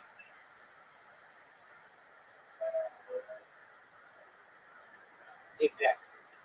You can tell that to a child, and they might get it, but nevertheless, you can tell it to them. You can tell it to a 50-year-old, and they might get a chuckle out of it. Does it have to be a groundbreaking racial joke? No. Can you tell those? Sure. But you shouldn't be telling those, in my opinion, if you're trying to get off the ground as a comedian and win over audiences right away because you're just going to be divisive. Get some clean jokes in your repertoire so that you can go to a company manager or an agent. Hey, here's my 20 minutes. It's clean. It's business friendly. They took you some places. Then when you get good and people know you and you're getting paid for your craft, then if you want to go and change the world with racial jokes and mental health jokes, go for it by all means.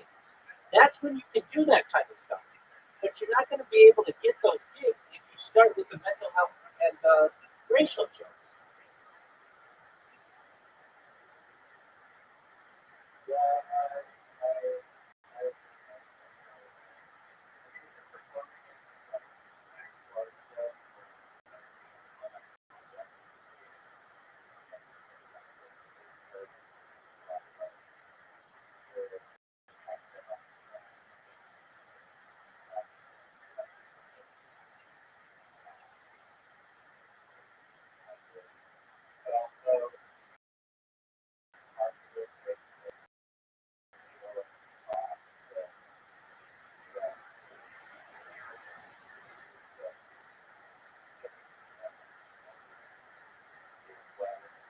Exactly. Ask any comedian. First jokes that they have are fart jokes. Everybody does fart jokes and sex jokes because that's what all early comedians do. It takes a long time to get into puns and alliteration and rhyme.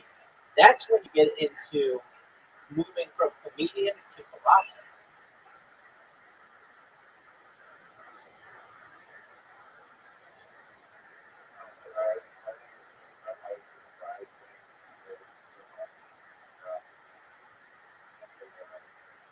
The way that the comedy scene works,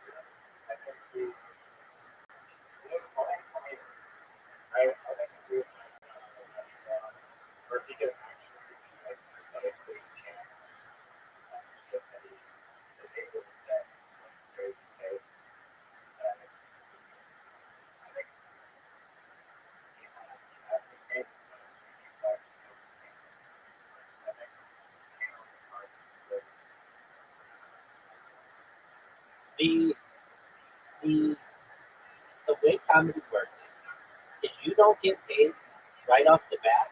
You don't get paid for the first few years. You do open mics, and then eventually, if you're fortunate, a headliner will see you and say, "Hey, you want to open for me?" That's great. Those open, those headliners don't usually say, "Hey, do you want to open for me?" If the person isn't is controversial. If they're controversial, then they don't want to be associated. A lot of times, if you can just make people laugh consistently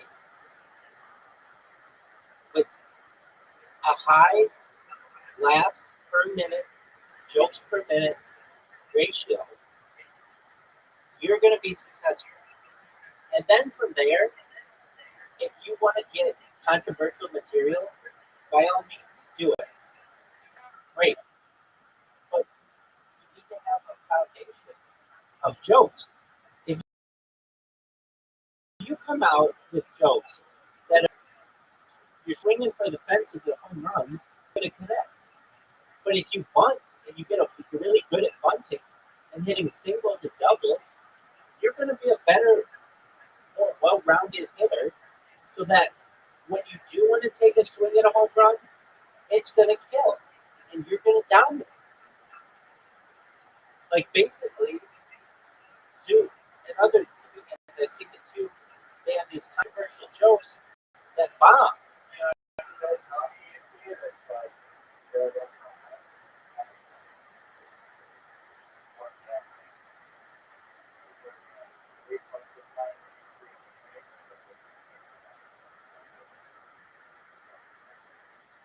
Right.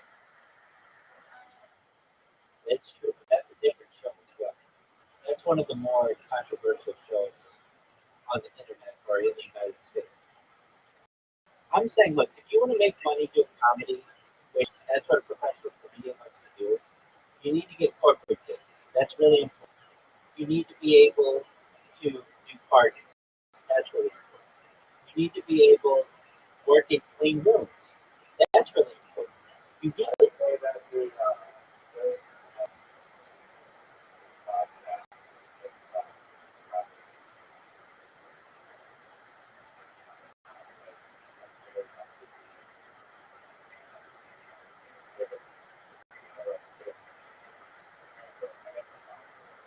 no, that's true. That's true. There are people who were very funny and never told a joke. All they ever did was tweet funny shit. There are those people who were successful at doing that. And they'd get a following. Now, people would steal their material, but nevertheless, they would get a following. And that was 15 years ago. And you're absolutely right. You can get people who make, I mean, I watch them, and I'm sure you do too. They just do little Instagram reels that are really funny and really cute. And they get followers and they get endorsement deals. I've seen this happen.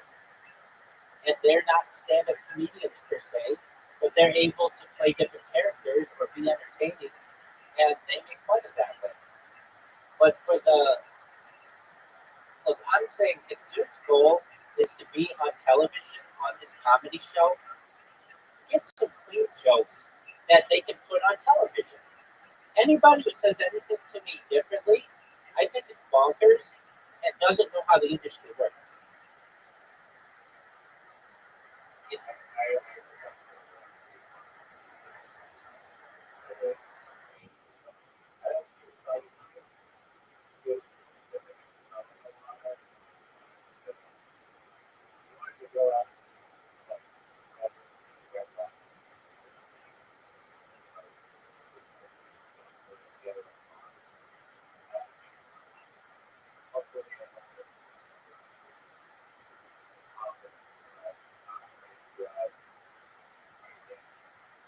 I get that.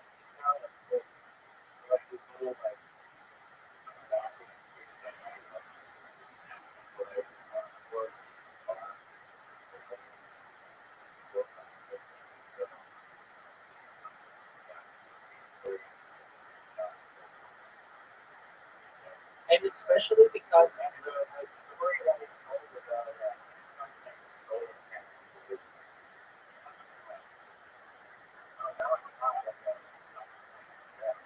no, I agree. I absolutely agree. Except the thing that guy said, just fuck off, but he could just say, "Told me to have off." But that's a good story. That's like a great revenge story. And he could, like, you had a really great punchline that you should have said it. You know, you could have Will Smith it, but you held back, but you got your revenge. And it's a lesson to everyone out there to keep your word, especially in business, or else you may end up losing your girlfriend over it, and you didn't do anything wrong to her, but it's just how you treated others. It's absolutely, I mean, it's a great little story, anecdote that you have. Now, the thing is, if he wants to be on TV, it would be one thing if he still had 3 tries at being on this show. He's already tried 2 times and failed. He only has one other chance. And it's like, if you only have one other chance, no, I think similar stuff is done, but it's to me like you are trying to beat up a guy. Do you take the biggest things that you absolutely can take, but you only take 1 or 2 of them and just hope that they land? Or do you take really small punches, but you know they're all going to land and they're really quick and they're really accurate and you know 100% that they're going to work every time? To me, you do the latter because it's less risk. And when you're in front of producers, they want to laugh, also thinking to themselves, can I ever show this on television? And Down syndrome jokes are low hanging fruit. So, anyway, um, all right. I still didn't get a chance to tell you about my robots, but basically, just really quick summarization. I increased the amount of robots that I have, um, and I make them better on kit and focus on kit. And I noticed it like when people talk to me, a lot of times people are just like yell at me on YouTube in my YouTube comments, and I was getting like 5 to 1. I did this thing where I did half of these robots on Kick, and half of them on Twitch, and I just went throw much better per Kick, and I did like A/B testing, and I would get like 5 to the amount of people yelling at me from Kick that I would from Twitch, even though I really tried hard on Twitch, and it's because Twitch has better like robots, better like AI with detect robot easier, and some other things. So I increased things on Kick, and the other thing, actually, like 2 weeks, I did it just on Twitch, and I like only gained like a couple of people from Twitch, maybe more than like maybe over the course of like a week or two, like 10 people or something. But when I did it on Kick, like when I haven't done it on Kick in a while, I get like 30 people in it. Well, in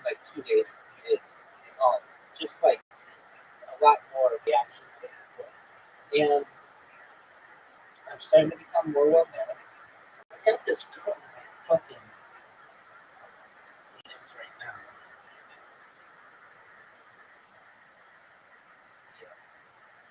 Um,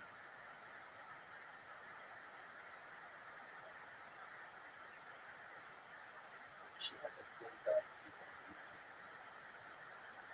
All right, this one. You see,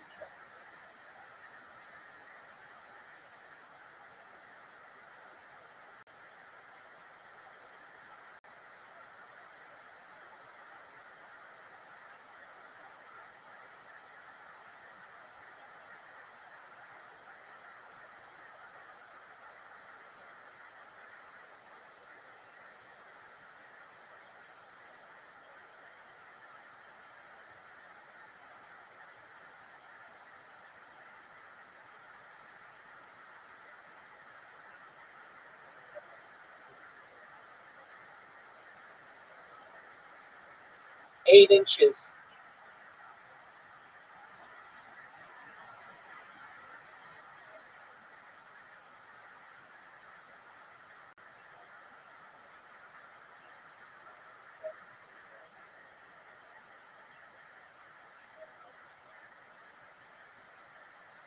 Yeah,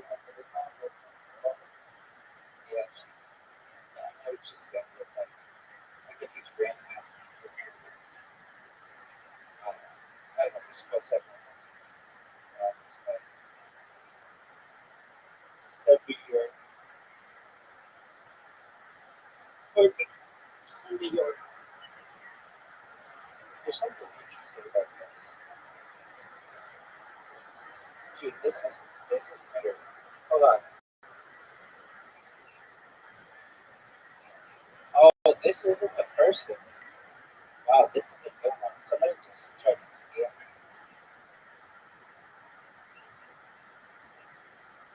Dude, this is a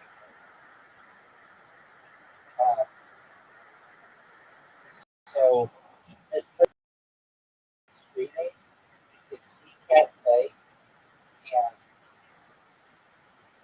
the period is a different screen name than the real person Cat Play. So this person gets scammed.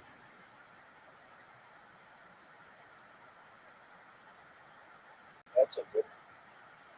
That's a good. So like this name, C Cat Play, their username with a period. It's really hard to know that it's not the real person because like when it says like this is what you said, this one. So like even I was like, oh, this is a pretty good story. But I thought it was interesting that this person, like they have some things in their um, about me, but it's like if you go to, I went to this person's Twitch and she's like, beware of scammers. I have a bunch of people impersonating, and I can see why because they just take her name and add a period to it, and then it's really hard to notice that because it's like when it says this is the very beginning of your legendary conversation with CCAP Play, period, it looks like that's just the end of the sentence. But in reality, it's part of their user.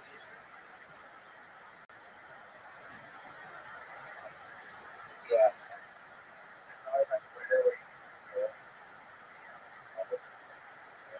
That's exactly right. Or there's no little check mark or whatever.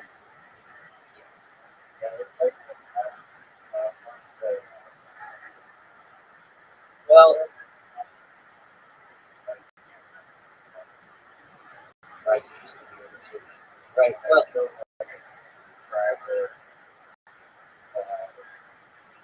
yeah. You used to be able to keep one. They took that away. What you can do on Twitch is connect your account or on Discord, connect your account, and this person does not have their accounts connected. She just has like the link to her Discord is something, but it's not like all the shit. Like if you click on my at least like my account that I use, it's like more social media than you've ever seen. Do you know what I mean?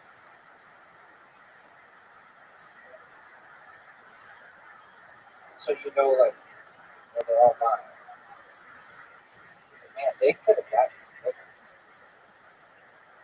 Uh,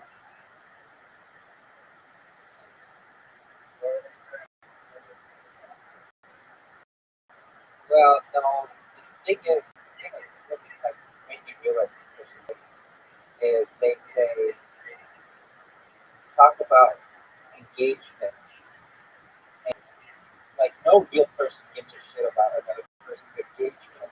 Like you never want to be like we talk about a lot of things, but you don't come to me in the first 5 messages and talk about like what are your strategies to increase engagement?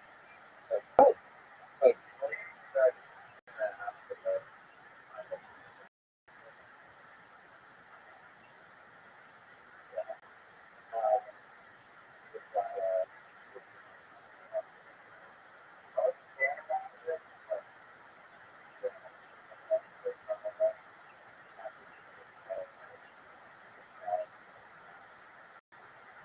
right? The English is usually just slightly off.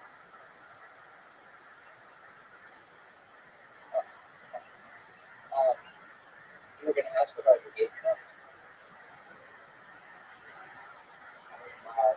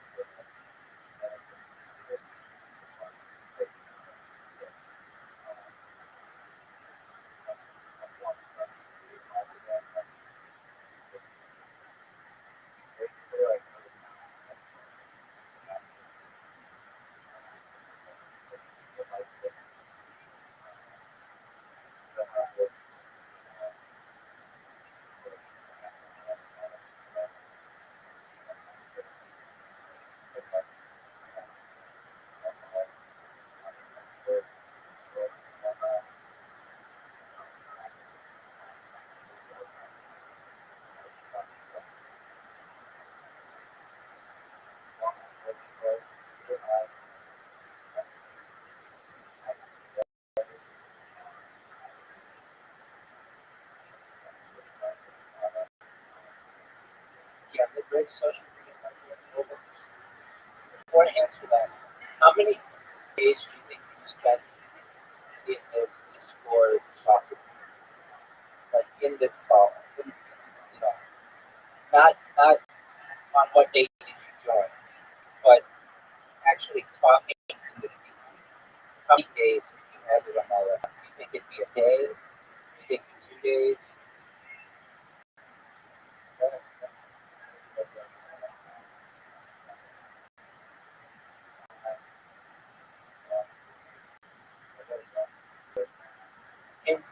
no way that you're average, but that's okay. Dude, you haven't been in here in a month.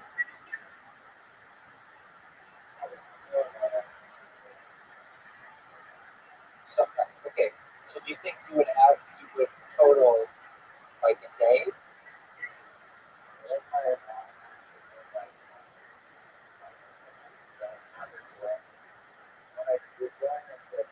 Really long. Right.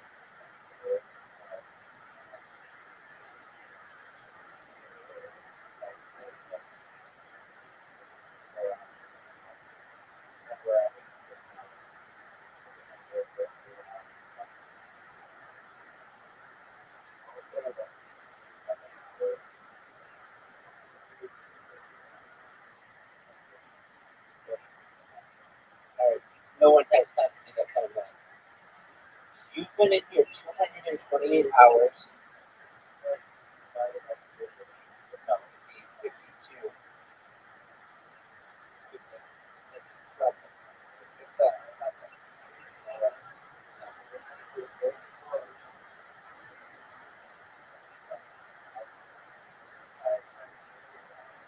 You've been in here 228 hours, which is equivalent to 9.5 days.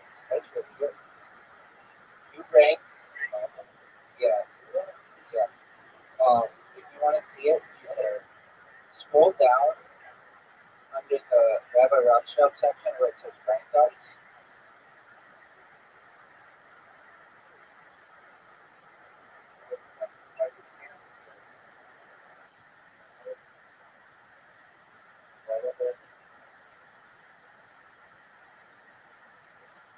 So you can type in rank dots and then just look at the most recent one. Yeah, you're down here. Here's the thing. Some of the people, okay, that's fine. Some people, uh, they have multiple accounts. Like Zoot, you're above Zoot, but Zoot has spent more time here, but he has two accounts. Right. But your number, I have no idea. I just look at their picture and I was like, I don't think it looks like this. But maybe they were.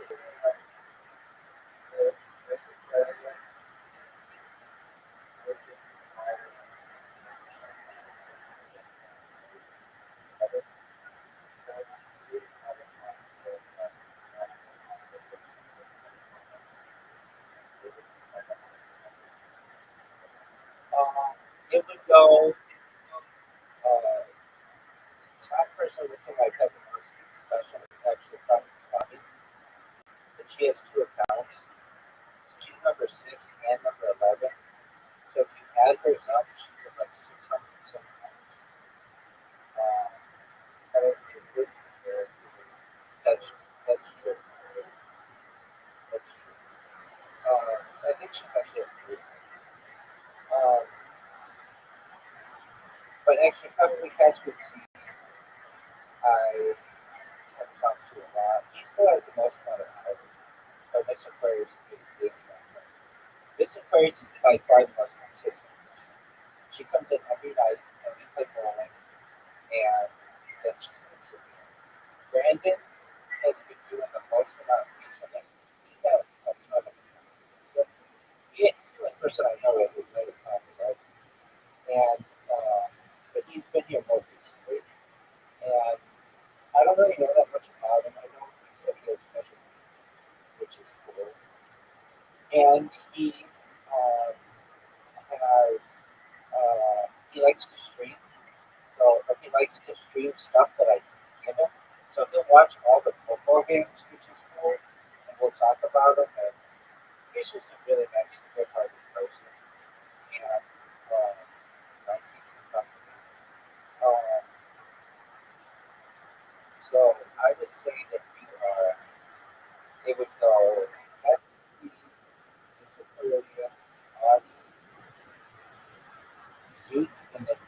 That probably be that. So you're probably like in about five, which is not what I got. Oh, for sure. Yeah, Mr. First, I haven't been. We we don't have really long conversations. We have consistent conversations, but we've only started to do longer conversations. Really, like this. And that's good. But she's very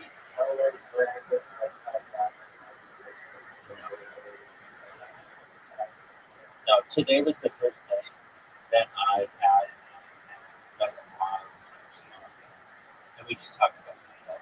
And there was like a really good football game on Sunday night, a really good comeback happened, and we talked about that. I'm like, I think he found me from socialize, where a lot of people find me, and that's where the security from.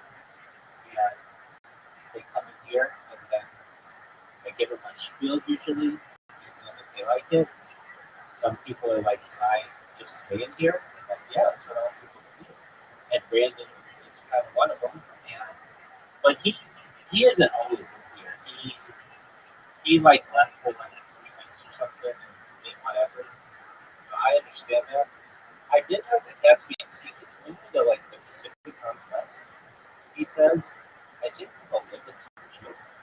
Um, I'm not exactly sure.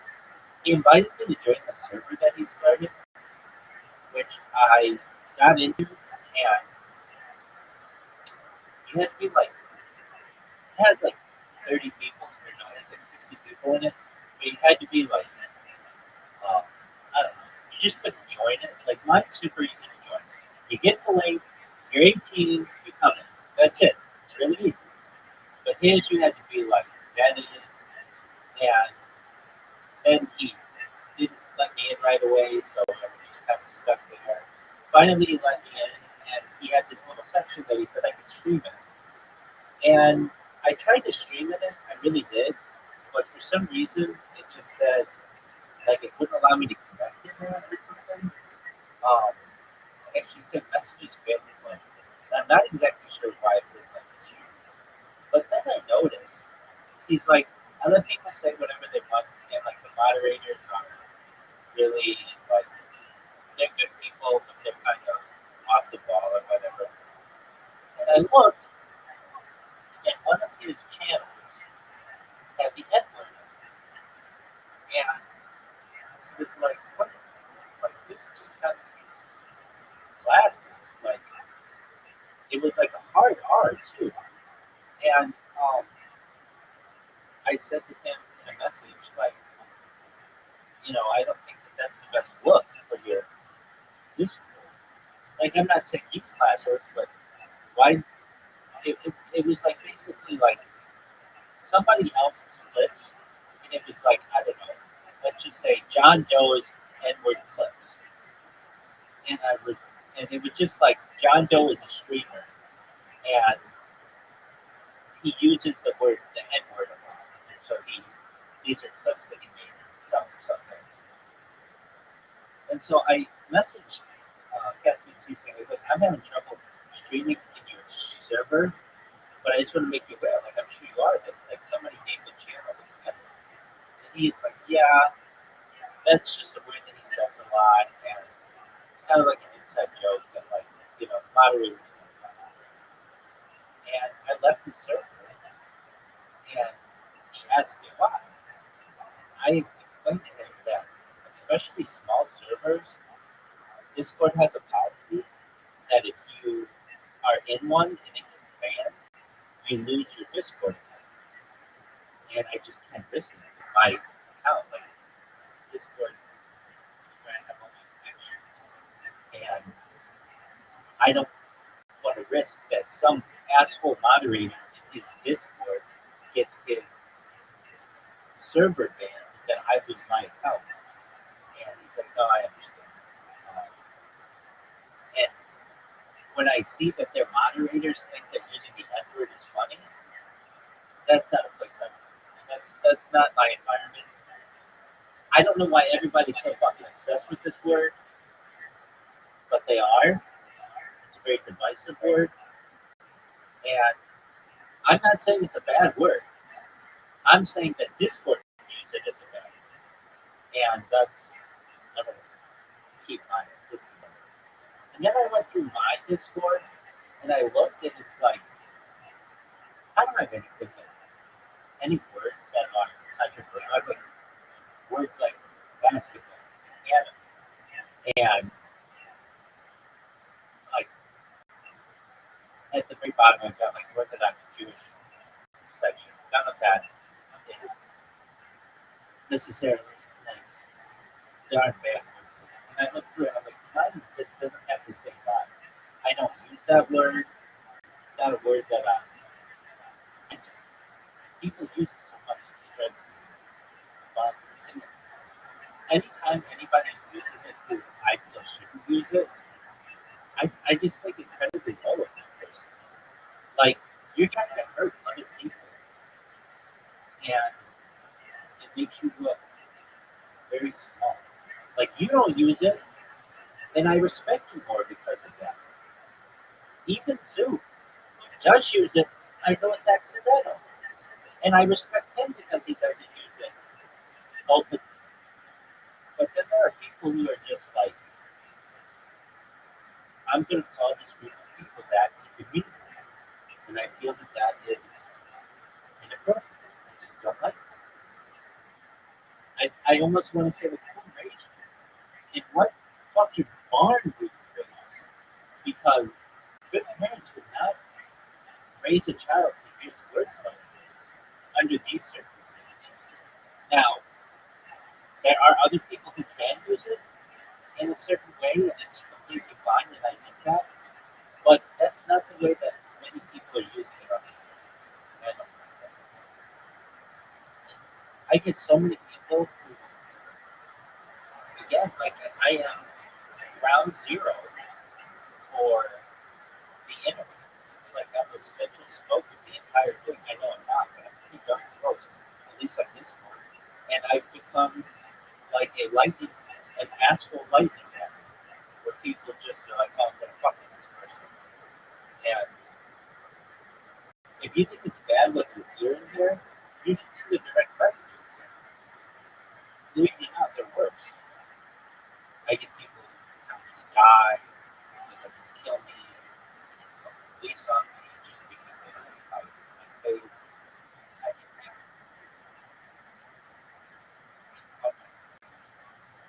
So there's nothing I can really do. Yeah, I have this perfect thing that I say to them. I think that they should be able to give it. I think they should be able to say that. I have a saying, sticks and stones may break my bones, but words will never. When you start getting into threats being illegal, then what constitutes a threat? What constitutes a real threat? If I say, I'm so pissed off I could blow the world up, does that mean that I should be charged with 8 billion threats to life? Do you understand what I'm saying?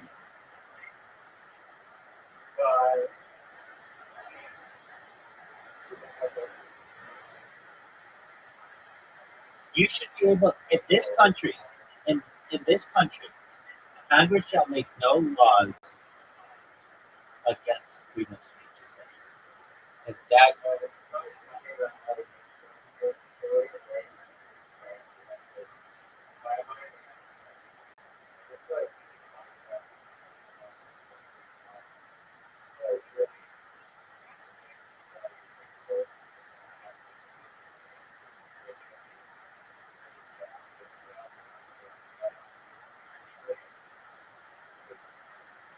it should,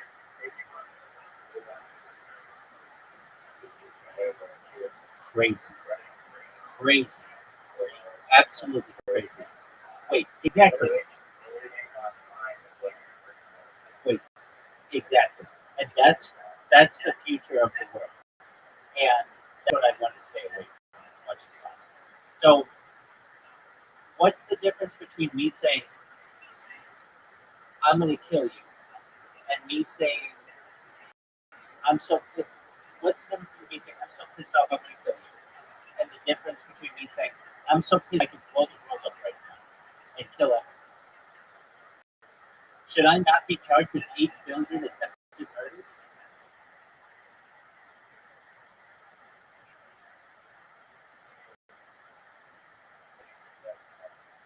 And that's just absolutely ridiculous. You should be able to say whatever you want without any exception. Wait, wait, if you do it,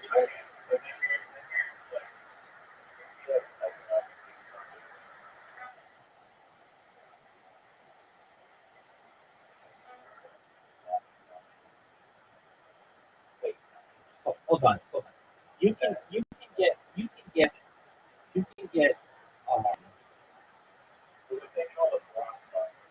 yeah, there's that, and you can get um, no contact orders against people. There are things that courts can order for. Well, then how are you going? Well, then how are you going to arrest them in the first place? I mean, how are you going to stop them? You just hit the block button.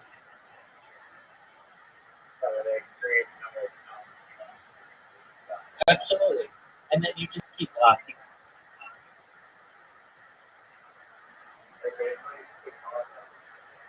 Wait, that's exactly right. You need to have thick skin. You can't be such a pussy about it. You can't expect the state to be your bodyguard because eventually that bodyguard will turn on you. Look, there's a saying that Ben Franklin has: those who are willing to trade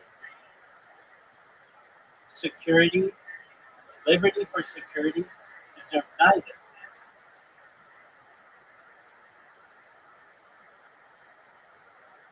It absolutely is. So you ask, what do you say to people who call you kike and Jew and I'm going to kill you or you deserve to die or kill yourself?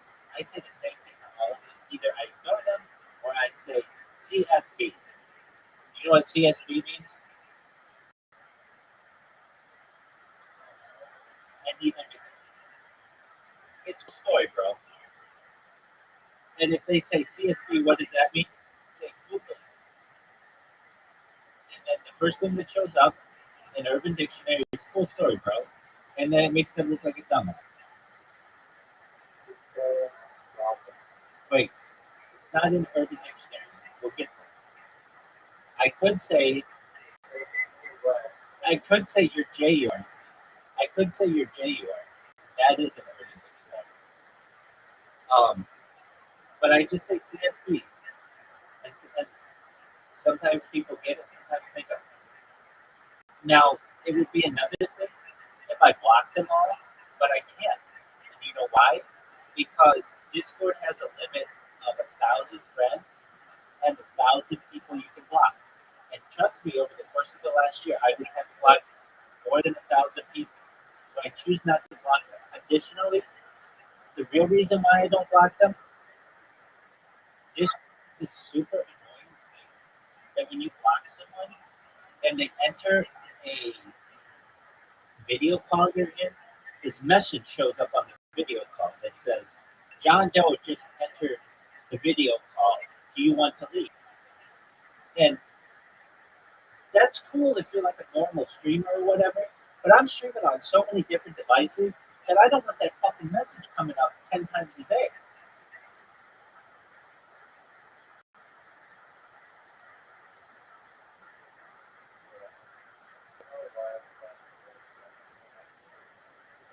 It's because they want to limit how much server space each user has, and that's why they don't let you have like 10 million followers. That takes up a lot of server space.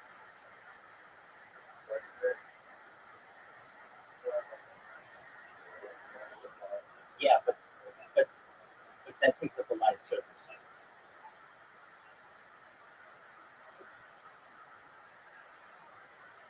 So Discord, in order to limit its costs, limits you to 1,000 friends and 1,000 people who even.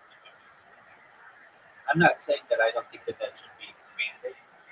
They certainly don't have a problem selling out to some types of advertising or whatever, having a premium version. I get all that. But yeah, in terms of threats, you should be able to say anything that you like. Because what you consider a threat is different than what I consider a threat. Sticks and stones may break my bones, but words may never hurt. I mean, let me just ask you this. Let's say you kill my child. Shouldn't I be hating you? If you have anything to do with killing my child, make sure that you're executed.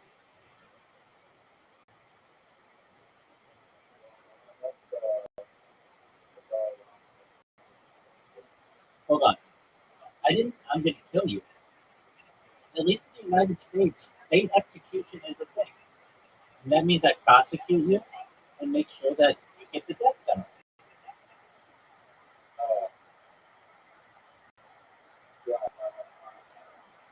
That's exactly right.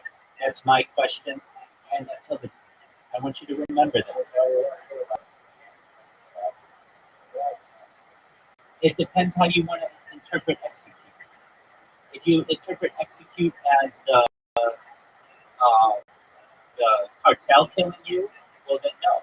But if you want to define it as the state executing you, then yes.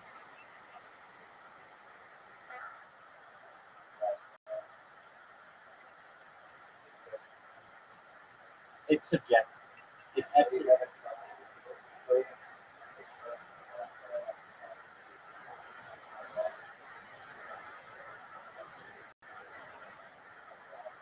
Why do you have to say that?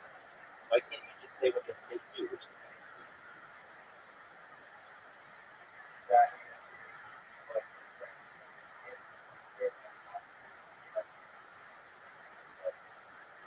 no, but what if it's vague? What if it's vague?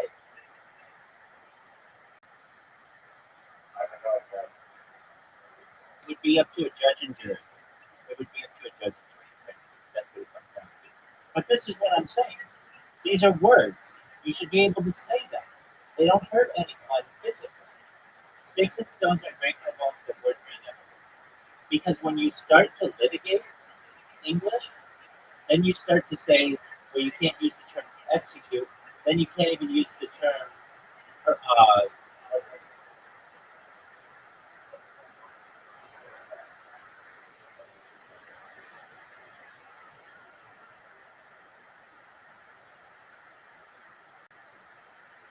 look, if you kill my kid, I should be able to say to you, I want to, I will do everything I can to have you executed. Or even if I suspect, if you killed my kid, or even if I suspected you of killing my kid, I should be able to say, I will do everything in my power to have you executed. If you had anything to do with the death of my child.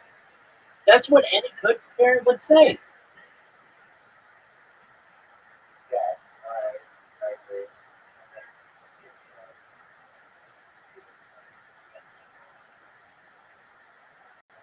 But there are.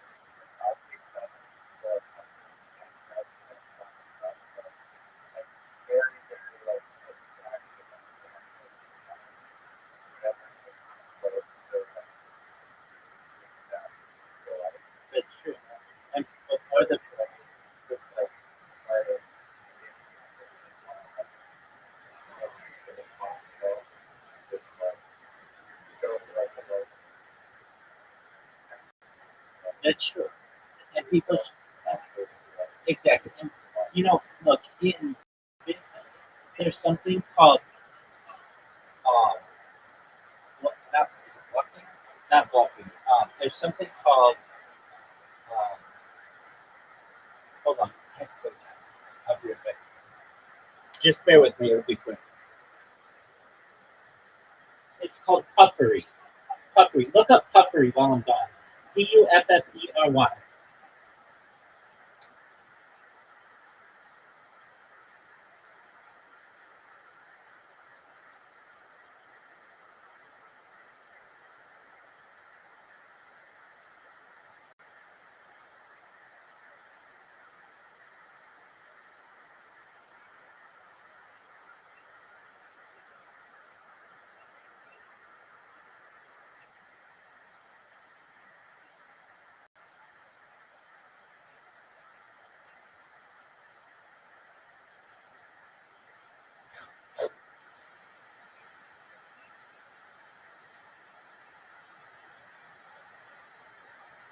Right. Did you look up the term puffery? Okay. So basically, puffery is when you can use words to say, this is the greatest time, or this is the greatest pen of all time. Okay? Exactly. Okay. So you can say world's best cup of coffee. Why can't you say, I'm going to blow up the world? I'm so pissed off I could blow up the world. Well, according to the law, that's a threat against 8 billion people. There should be something in the law that is the equivalent for threats, where you can just be pissed off, and you can threaten every motherfucker on earth. It doesn't really mean anything. You're just pissed off. Does that make sense?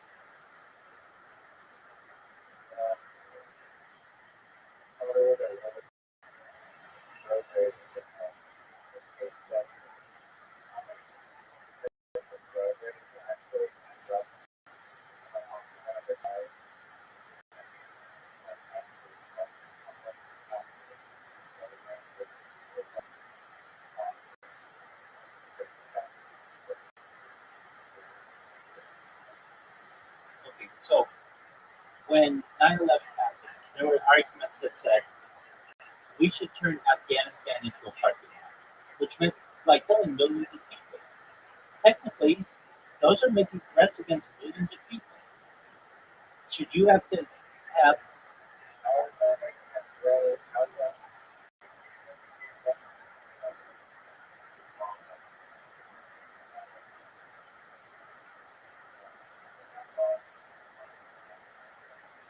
well, that implied that we're going to kill everybody. Wait, that's a great point. That's a great point. Wait, absolutely. Absolutely. I agree with you. And that's what I'm saying. This should not be up to judges and juries. It's too subjective. It's just you should be able to say whatever you want. Now the reason why we even in this country is you used to be able to say whatever you want. Uh, when this really started to change, when this really started to change, where when the can you say the word fire in a crowded theater, and that was the start of these laws that then turned into threat laws and then hate speech laws. This all started with can you say fire in a crowded theater, and many people said that you should be able to. It's freedom of speech. Should you be able to say fire in a crowded theater? Absolutely. When? When there's a fucking fire.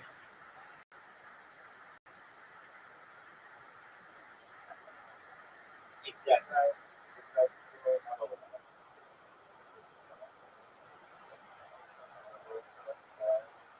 No, it's the idea that you could be prosecuted for this for saying this word because it can cause tramp and cause people to run out of water. But if there really is a fire, you should. And it was very strategically used to be able to avoid a drone at the First Amendment because you used to be able to say whatever the fuck you want. And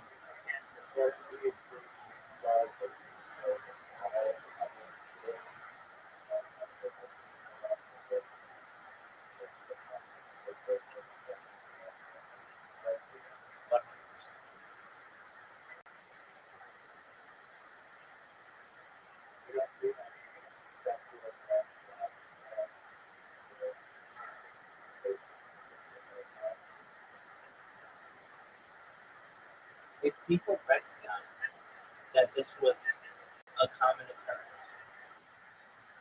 then they could say they just ignore it.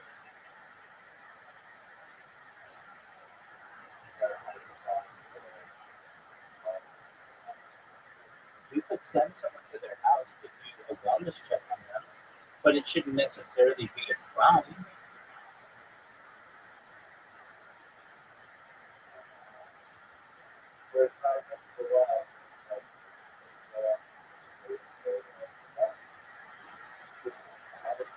Okay, wait, that's fine. And then the next time that they call, we can say, there's that story of the little boy who cried wolf. If you do that enough, people just start ignoring it. And in the same way with the crowded theater and a fire.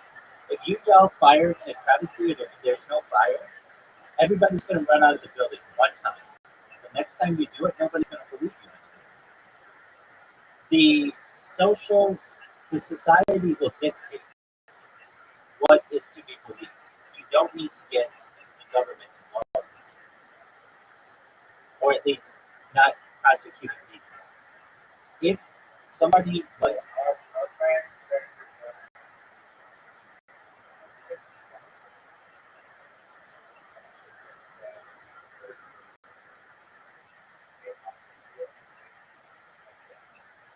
look, I already thought through all of these. I could give you one.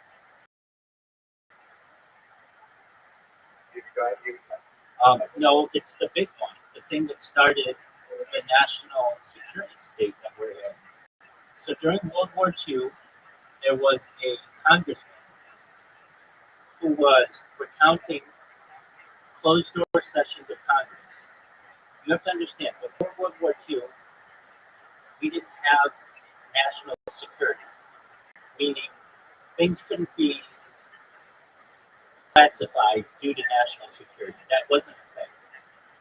And what he said to the press was those Japanese, along these lines, those Japanese don't know that our submarines are are are traveling at 100 meters under the ocean. They keep dropping their bombs and having them explode 50 meters under the ocean so that they're not killing any of our troops. And the Japanese read this in the papers and started having their torpedoes drop at 100 meters, starting to kill American troops. And that's what started the national security classification section. So now, whenever you want to talk about aliens or stealth weaponry or faster, Mach 2 or Mach 3 or Mach 4 travel, all of that is classified under national security. So what am I saying? Should that congressman, should they have been able to give away government secrets? I think so. Because if you don't, if you say, it's one of two ways. You allow people to say that, and then that person would not get elected again next year or next time around. And that's how it should have worked. Or you create the national security state where you can't learn about Jeffrey Epstein because it's a matter of national security. What do you mean it's a matter of national security? We have child rape here. It's national security. Do you understand what I'm saying?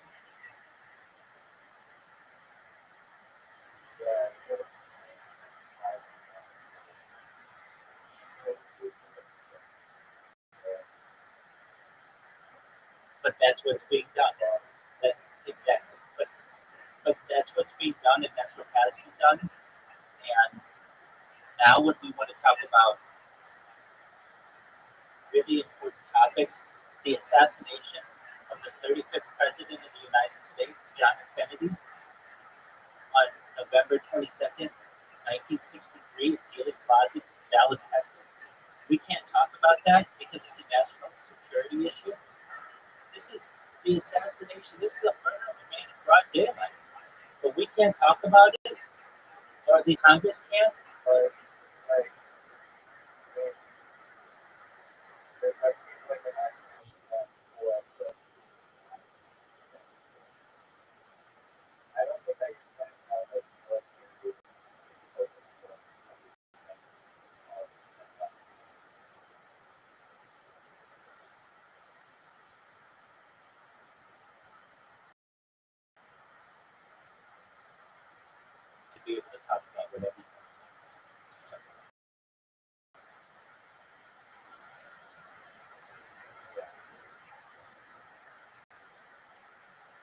So if you want to talk about like national security, like military.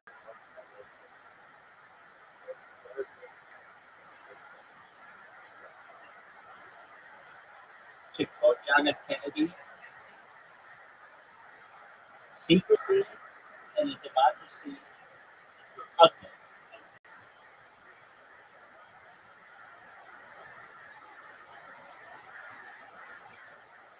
What do I mean by that? We're supposed to be living in a democratic society. We should not have secrecy.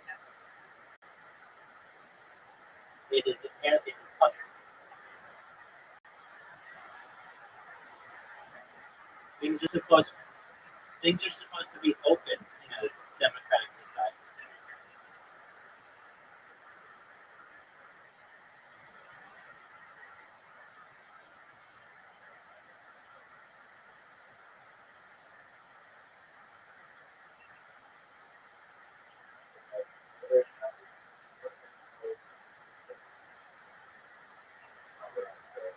No, there are not. People deserve the truth in all aspects of society.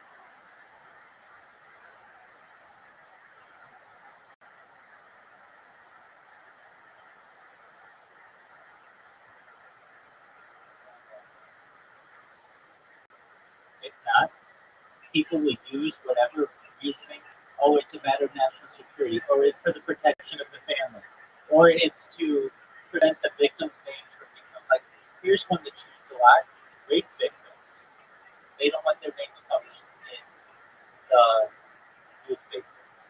I just don't think we should stigmatize a rape victim. They're no worse than anyone else. If we change the way that we do that in society, then it would be like anything else. That somebody got burglarized.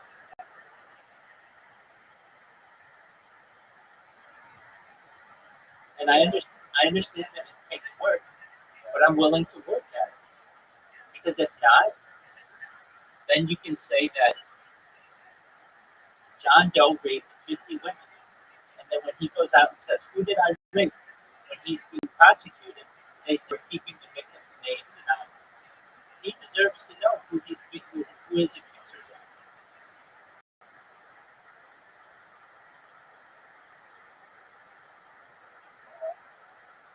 Look, I just say these things because yes, absolutely. So they refer to as J-Lo. Sometimes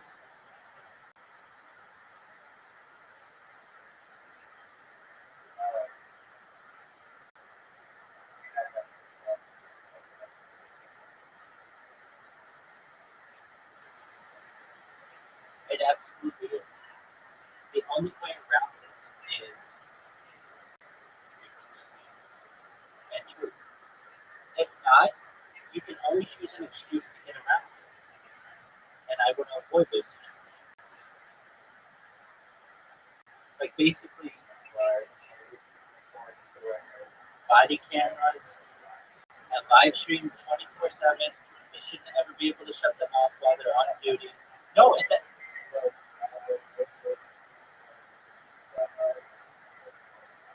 And I'm going to tell you what, if when I ever go viral, that will be the policy. That not only, no. Just while they're being paid on the clock, they will always have to wear their body cameras. You will not be able to shut them. You will not be able to shut them off. You will not be able to mute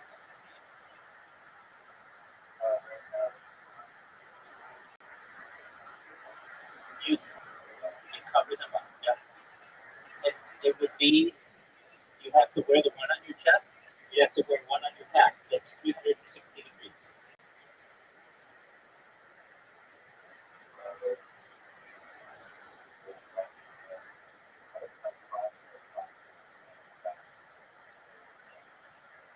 Happens all the time. Happens all the time. That's exactly right. Happens. They got locked in together. Happens all the time.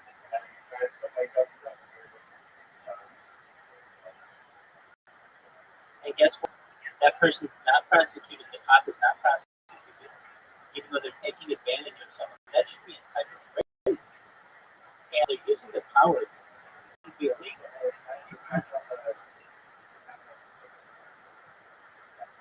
That's not consensual. That is not consensual. There's a differentiation in power that means that it cannot be consensual. It's the same, or it's the same.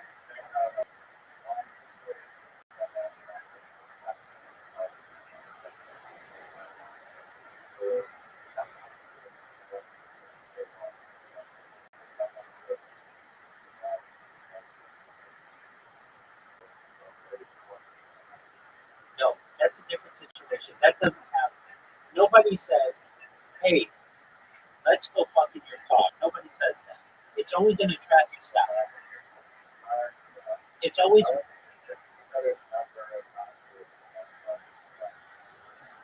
don't think these decisions are bad decisions that are being made by people, but I think those police should be prosecuted. And guess what? They're not prosecuted. And the way it works in the United States, which is absolutely disgusting, is they can just go work the town over and continue working.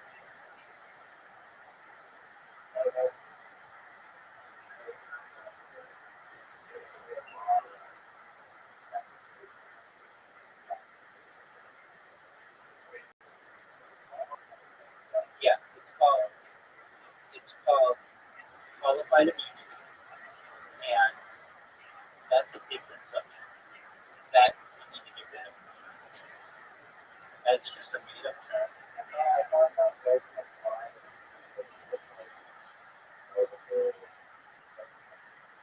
Look, that's a subjective term. That happens all the time. That happens all the time. It's qualified immunity. And not only can't you sue that cop, you can't sue the government. Yeah, that happens all the time. You'll have two black kids who are just sitting there playing basketball. Some cop comes up to him, says, "Hey, let me see your ID." The black kids say, "Why? We're just playing basketball." And he said, "Well, you match somebody's description in the area. Someone is a suspect." The black kids get scared. They just run. The cop chases them down, beats the shit out of them. That happens every single day in this country. And I'm sick of it. I watch it. It's all over Reddit. It is fucked up. It absolutely is fucked up.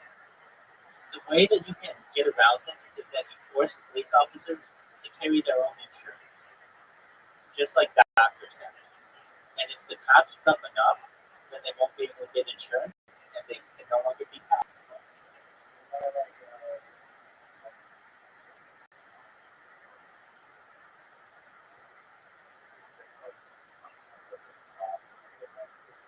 You become cheap.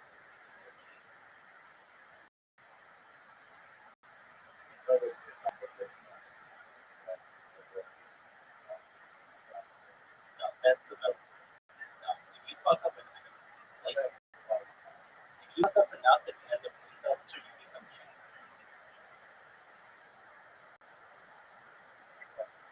You they promote the worst people to the top.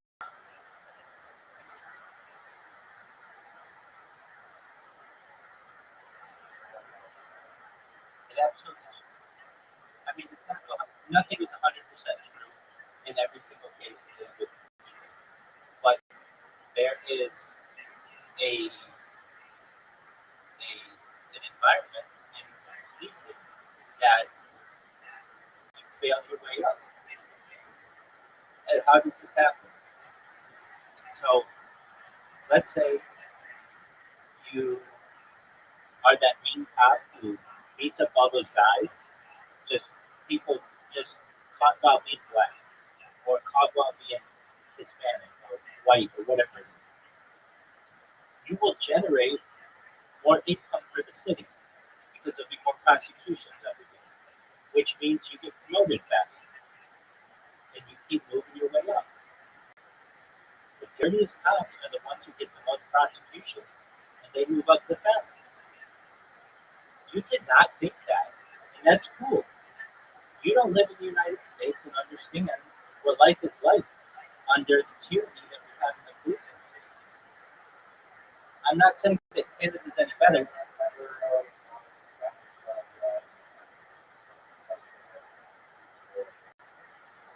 That's how it works, though.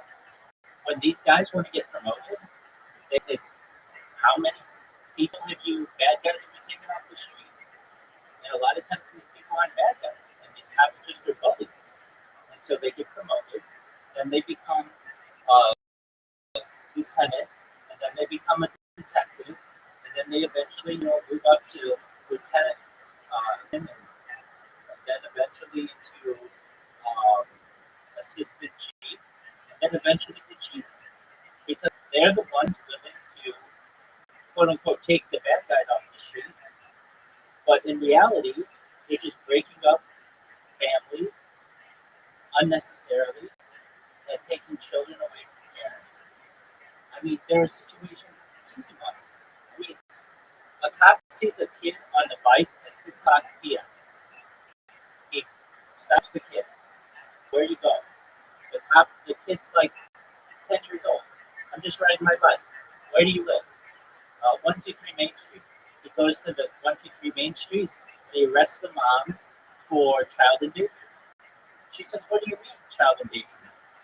He says, "Your child it was 6 p.m., which isn't past preference, was riding their bike unattended. You weren't, that's putting your child in danger." She's going to say, "That's how kids play." But the cop has a right to be able to put that mother in jail. And now that kid doesn't have a life. He's in foster. But guess what? The cop gets a promotion because he was willing to get either the rookie. It absolutely is. It is. I saw it. I've seen it on a Reddit post not long ago. There's a kid who went to the store every day. Every day in the United States. Did it happen 50 years ago? No, that was just not his kids playing. No, what this mother did, she had her child. It was 3 o'clock in the afternoon. And the kid went to the store for the mom to get some milk. The store was like 2 miles away. The kid was like 11 years old. And the cops just followed the kid home and then arrested the mother for child endangerment.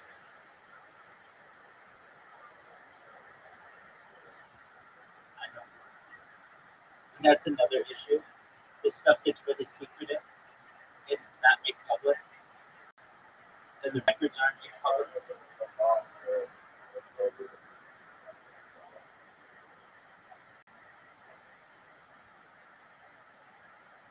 I don't know what her name was.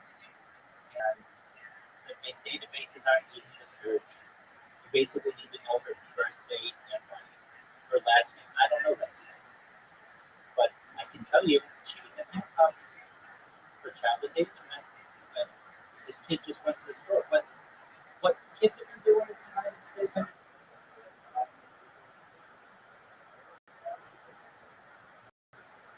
It's an argument that it's child endangerment. Let's look it up. Can kids walk unattended, or is that child endangerment?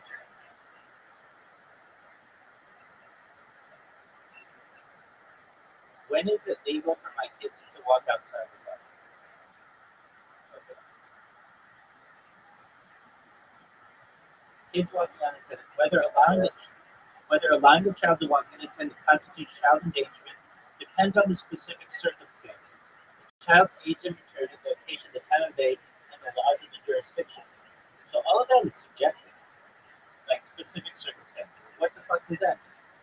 As there is no single federal law in the United States that universally prohibits this practice. In most states, the decision is left to parental discretion based on the child's maturity and the specific situation. For example, a 10-year-old walking a short distance to school after school is generally not considered a legal issue, whereas a 5-year-old crossing a busy highway alone could attract legal attention. But what about a 10-year-old crossing a busy highway? It's a good question. However, in some cases, authorities have intervened. For instance, a couple in Maryland was investigated for child neglect after allowing their children to walk unaccompanied in the neighborhood, though the case was ultimately deemed unsubstantiated. Similarly, there have been charged with child neglect for a child to walk home from a party, highlighting that such actions can lead to legal consequences depending on jurisdiction. So, as I said, a 10-year-old kid riding his bike 2 miles to the store, that was considered by that police officer to be child endangerment. To another police officer, it might not have been. It's not specific.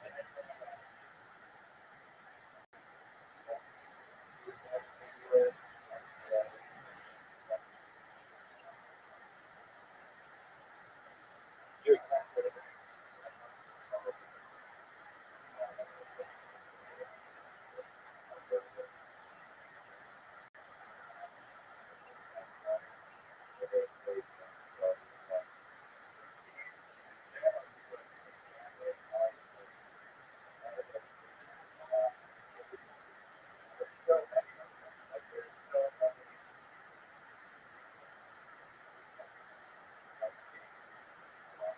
And they were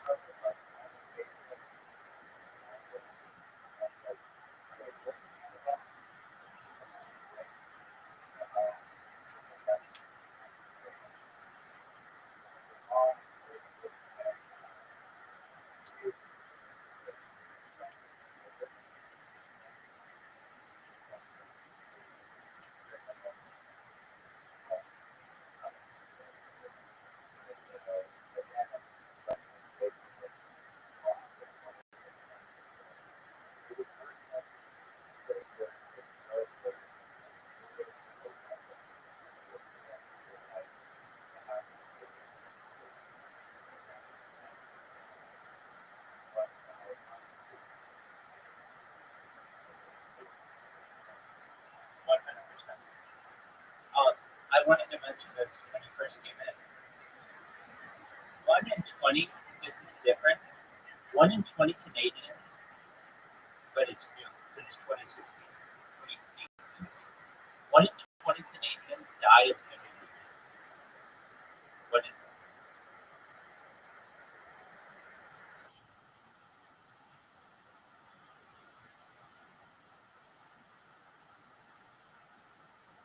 You want to guess?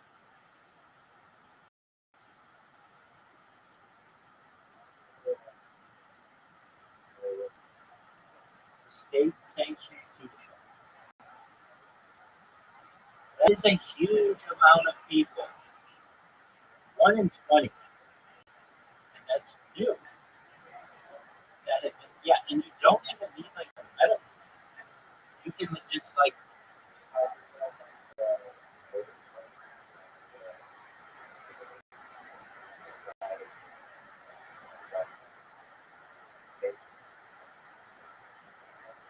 you can say that you don't feel happy in a given day and state and that you want the state to kill you and they can't.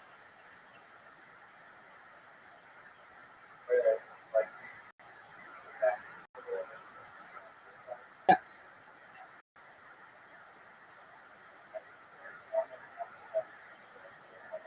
I put it on Joe Rogan about food.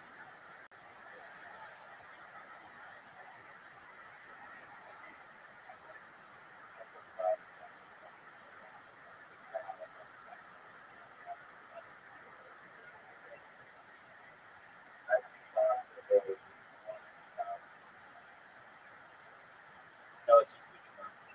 It's not talking about in Canada. Actually, Joe Rogan talked about it.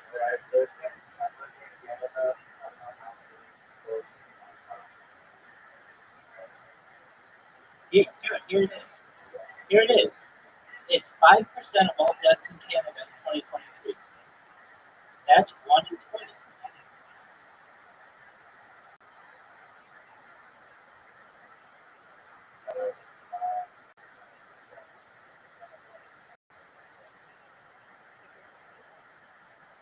Oh, okay. I meant 1 in 20 deaths. That's what I said.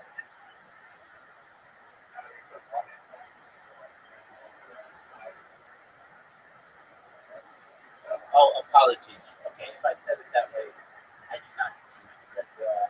Okay, one in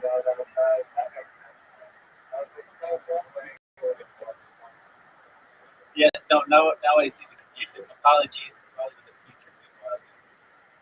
Yeah, so 1 in 20 of all deaths in Canada are from this. That's a huge amount.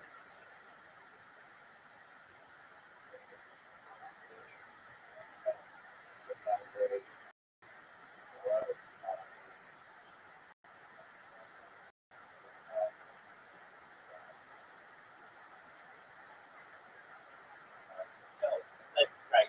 No, wait. Believe it or not, I think you should be able to do that.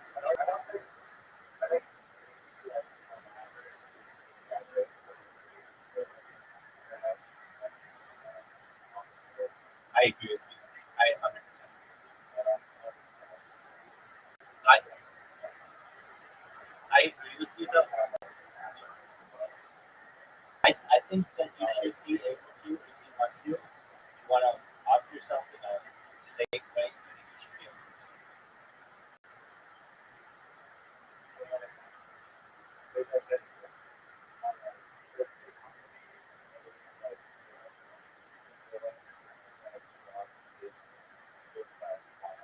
Right.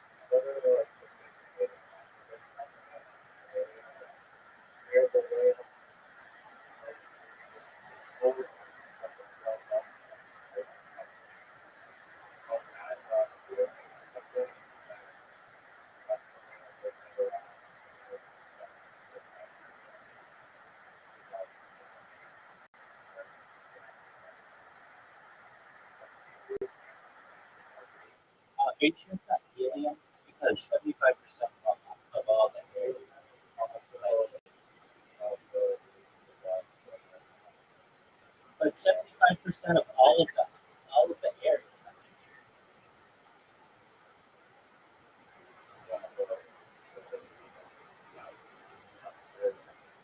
No, you're right. 75%. Okay, I can see that. If it doesn't have oxygen inside of it, then you're just gonna. I get that. Okay. Well, I don't want to get down that topic too much, but I did just want to say that that's a huge amount. But I feel as if that's what you want to do, and there should be a program that tries to talk you out of it. If that's what you want to do because you're in pain or whatever, you should be able to do it. Um,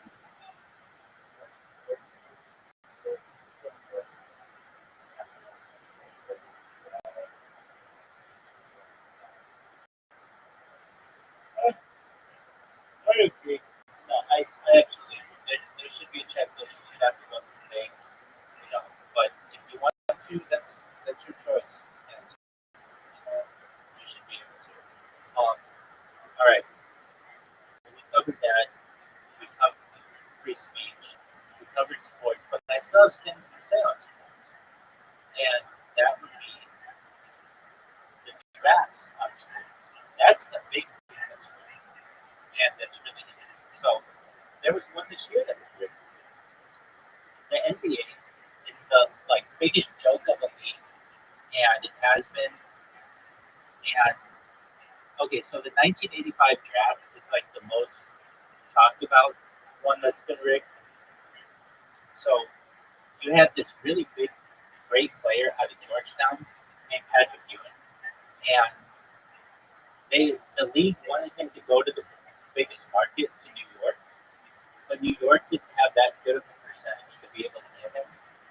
So what they did is they did this thing. You can actually watch this. It's on YouTube where those big drums where they have like ping pong balls. You know. Well, wait. No. They do that in later years. But instead of putting ping pong balls in there, they put envelopes in there. And what they did was they froze one of the envelopes allegedly so that it was really cold. And so when they went in there to pick up which one would go to New York, all they had to do was feel for the cold one, and that one was the one that knew was going to go to New York. Does that make sense?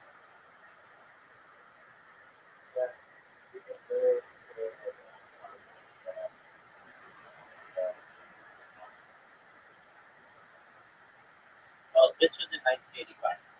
Then what happened was people were starting. I mean, they like complained about it. If you actually watch that draft, they take the envelope and slam it into the side of the drum, so that it's like dented, so that you can tell which one you want to go to um, New York.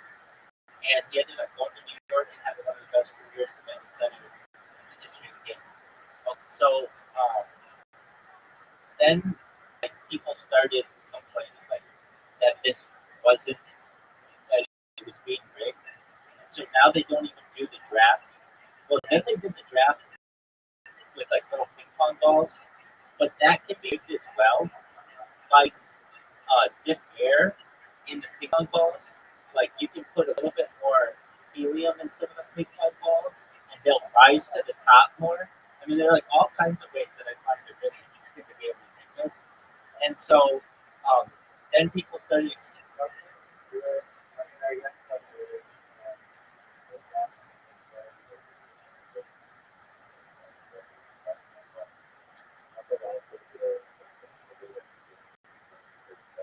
Yeah, that's what they do. No, that's what they do. But to make sure that the shittiest of the shitty team that they want, but maybe it's a big market, gets the right player, they like the way that they do it is they say, all right, the worst team is going to get 50 ping pong balls. The second worst team is going to get 40 ping pong, or the worst team is going to get 20 ping pong balls. The second worst team, or it would be like the worst team will get 32 ping pong balls. The second worst team gets 31 ping pong balls. The third worst team gets 30 ping pong balls. We're going to put them all in a hopper, and then we're just going to draw from them. Does that make sense?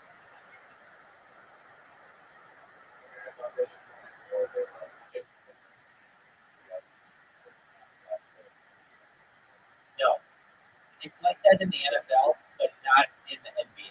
So it depends on the league. The NBA is all fucked up. So anyway, um, they just started doing. Then now what they do is they just do it behind closed doors, and then they just say some accounting firm oversaw it. Like those guys aren't fucking corrupt as fuck as well. So anyway, what happened this year?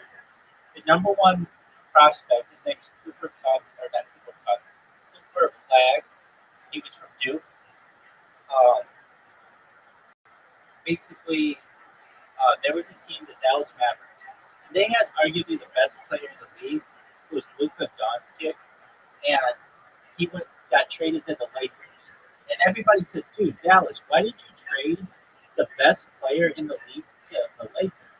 Like, why would you trade the best player in the league?" And they just were like, "Oh, we just did it. We made an executive decision." And wouldn't you know it? Even though they had like really shitty odds to get the number one pick, they got the number one pick. So what would end up happening? The Lakers would get sold to um, the Guggenheim Group, which owns like the Dodgers as well, for $10 billion to the Bus family, which who sold them.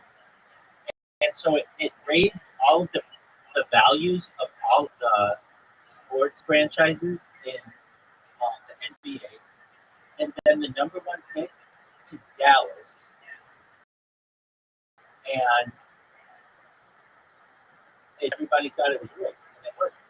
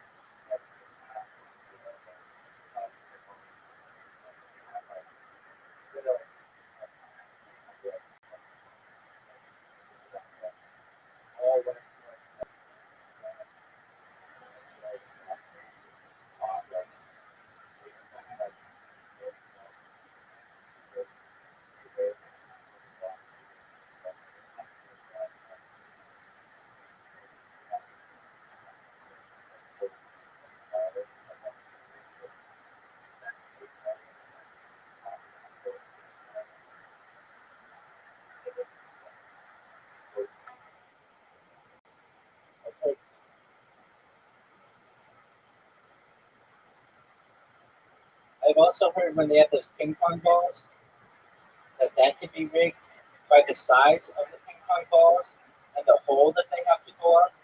And I heard about somebody who rigged it like a lottery organizer. Like basically, they ordered these ping pong balls, but the only balls that would go up into the hole were like a little differently sized than the big ones, and or like yeah, so they were like big ping pong balls that were the normal size, but they would not fit through the hole. They made the hole a little smaller, and the only ones that would go through were a little bit tinier ping pong balls, so that all of the ping pong balls went in the right order. Did you ever see the McDonald's HBO documentary, uh, McMillions? Dude, that one's super interesting. Do you know the Monopoly game that they play at McDonald's?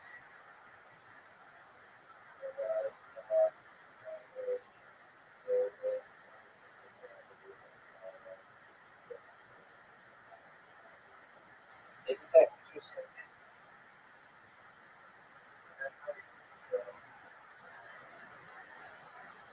Yeah, like basically it wasn't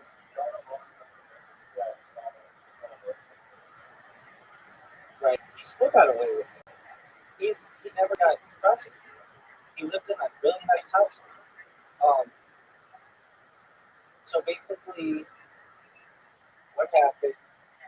There was a guy who was like the head of the security firm that ran the McDonald's promotion. McDonald's did not run it, but the security firm did, and he would give the winning tickets to people he knew within this crime family, and just like if he liked you, he would give you $1 million ticket, and or like a car or whatever.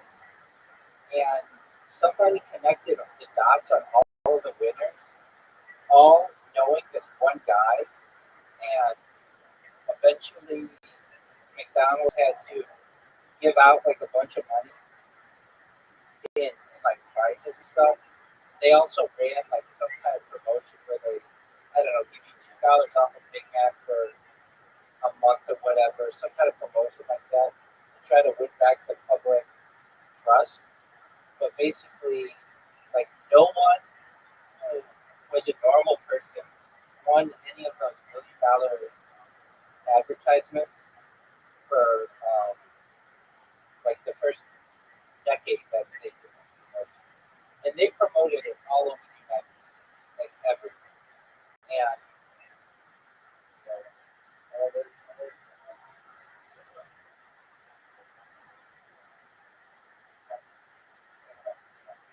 yeah, yeah, the Pepsi and the Harrier truck.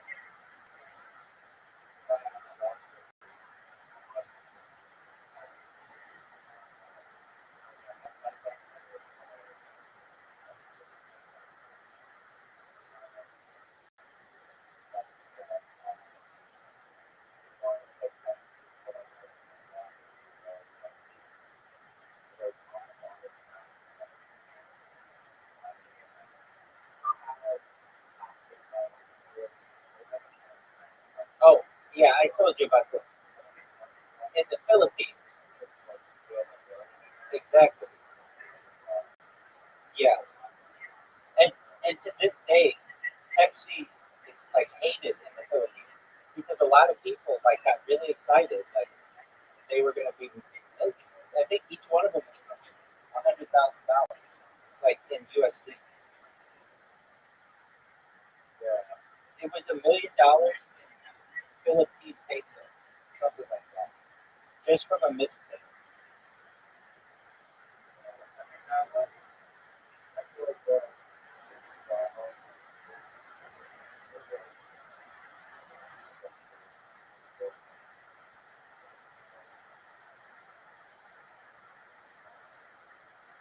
I think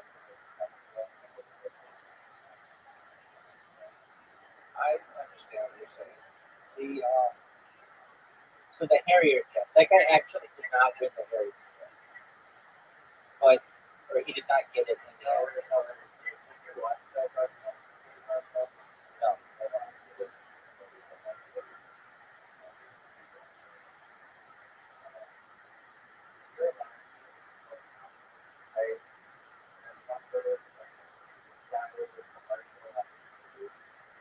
Pepsi, Pepsi ran a promotion called Pepsi Points, and you could, if you had 5 Pepsi points, you could get a hat and all kinds of things. So, if,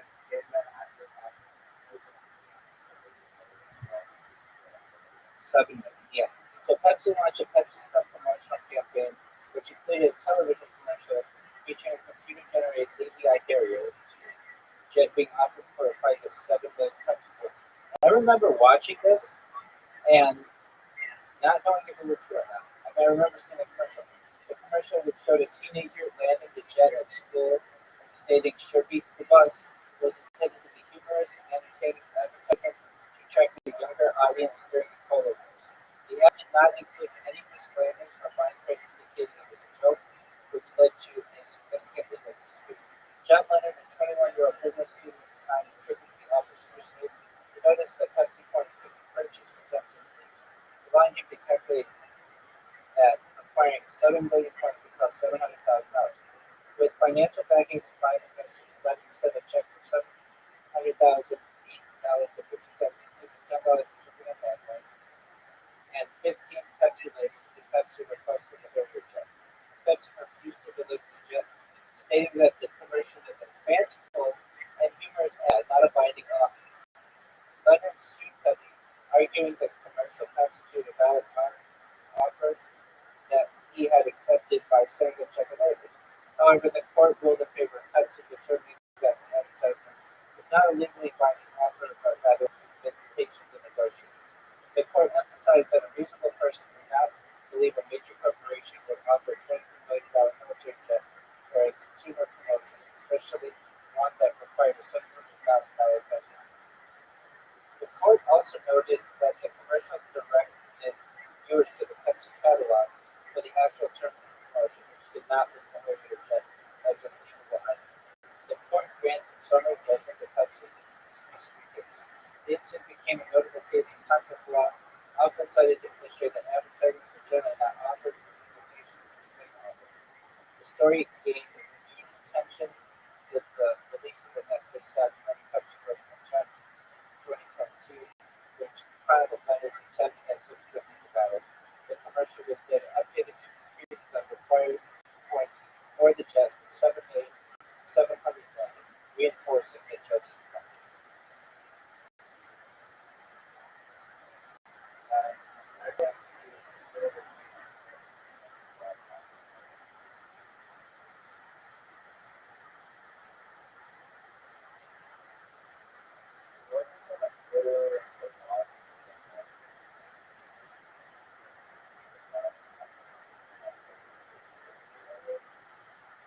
He said that it was, the court said that it was just an invitation to negotiate.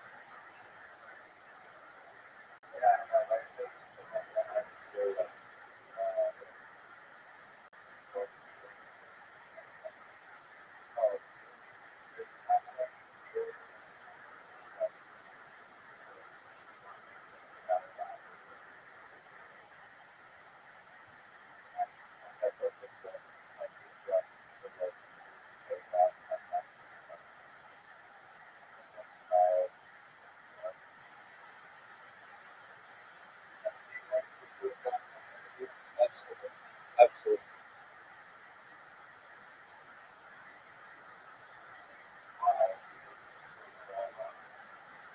Yeah, it,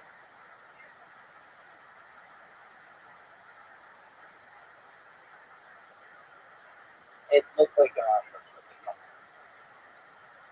Now, they're saying that an advertisement is not an offer but an invitational offer, and I don't think you should be able to advertise or advertise any kind of offer, which kind of goes against advertising. It's not an invitational offer. That's just how the court ruled to be slimy about it because they had a multinational corporation that was influencing them on top of the United States government that did not want to give some civilian jet plane. So there was a lot of influence on it. But I would say that Advertisements are not invitations to offers. They are offers.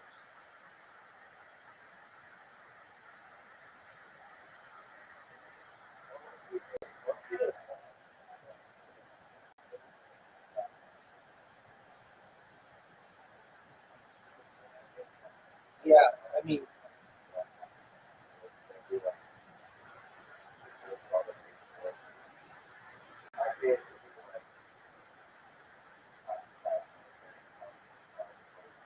there's that.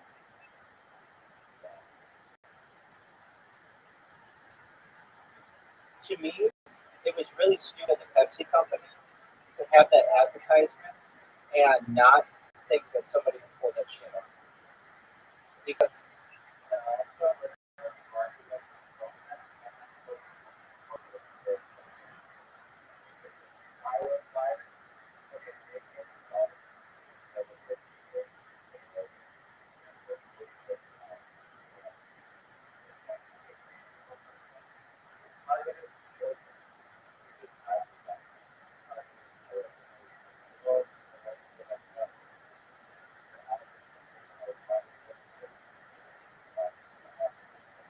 I mean, I was like 11 years old when it came out, and I didn't know the difference.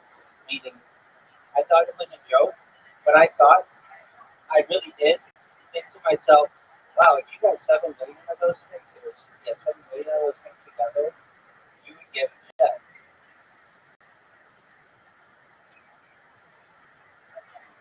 And the reason why I thought that is because it's in the advertisement. If you guys were so fucking smart, then you would either make it a number that nobody could ever attain, like you did in later versions of it, or you wouldn't put that in at all. And you would just have it be normal shit that you could get.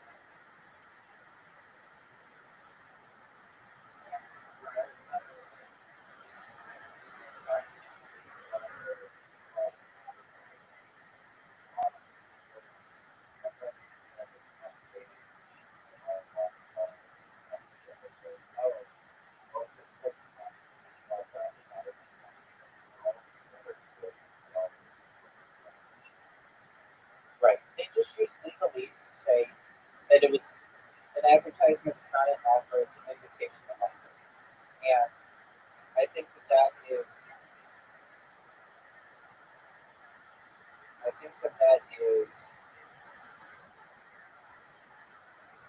legalese. I think that is uh, just a way to sneak out of it. Because in reality, advertisements should be offered.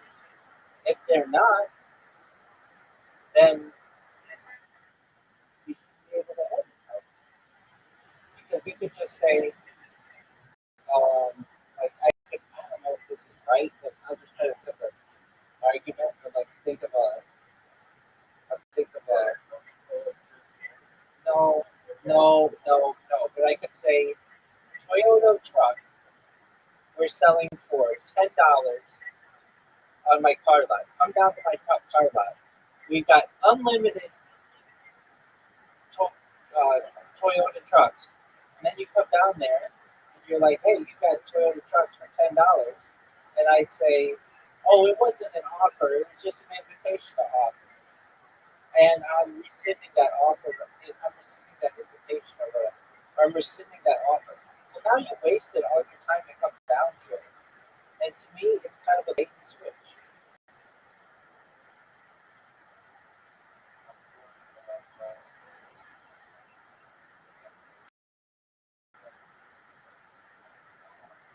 Yeah, what I feel that they should have done is, well, so that's the thing. At the end of the day, Coke and Pepsi are not enemies. They're actually allies. That's why they don't go up against each other anymore. They used to go up against each other, and they would be like, "What's better, Coke or Pepsi?" and all that other bullshit. Notice they don't do that anymore. They don't attack each other in ads anymore. And the reason why is because they're basically both owned by the same people. So they're owned by hedge funds, like Berkshire Hathaway owns like 50% of Coca-Cola stock, and Pepsi's owned by well, like basically Frito Lay, they own all that shit. But basically, like they're owned by hedge funds. Well, these companies say to each other, look, if we have them battle with each other, we're just going to hurt the market because people are going to say, I don't want Coke because it's unhealthy or it's too sweet or too expensive. And I don't want Pepsi because it doesn't taste good or because it's too sweet or too expensive or whatever. And then people aren't going to use the products at all. So we'd rather not shit on each other and make sure the market remains strong than to attack each other and weaken the market. Does that make sense?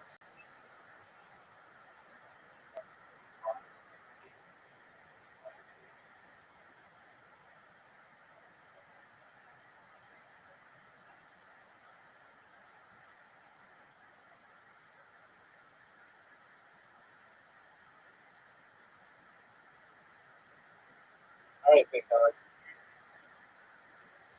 I don't do this often. None of the people leave me, but I've been having some sleeping. I'm tired. I fucked up my hours. But that's fine.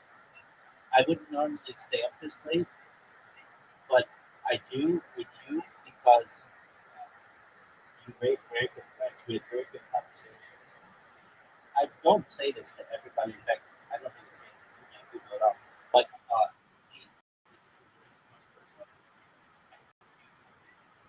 I know you're a very funny person. Those are two things that are very good. I enjoy speaking with you, and I think you ask very good questions. And I think in the future, when people study the conversations I have with people, they'll very much appreciate my conversations with you, all the things that we delve into the human mind.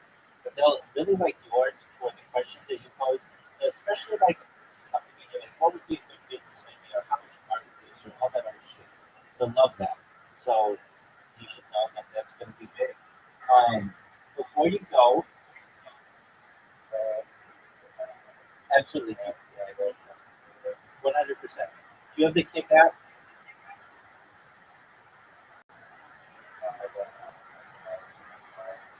Okay, don't worry about it. I just want to show you my understanding. All right, big dog. Go ahead.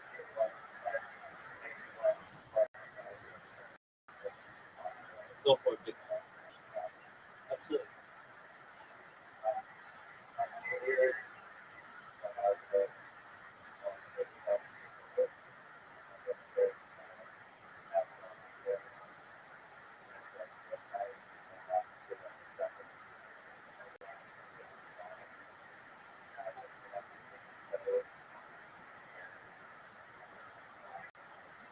Word, dog. What's the scariest spot?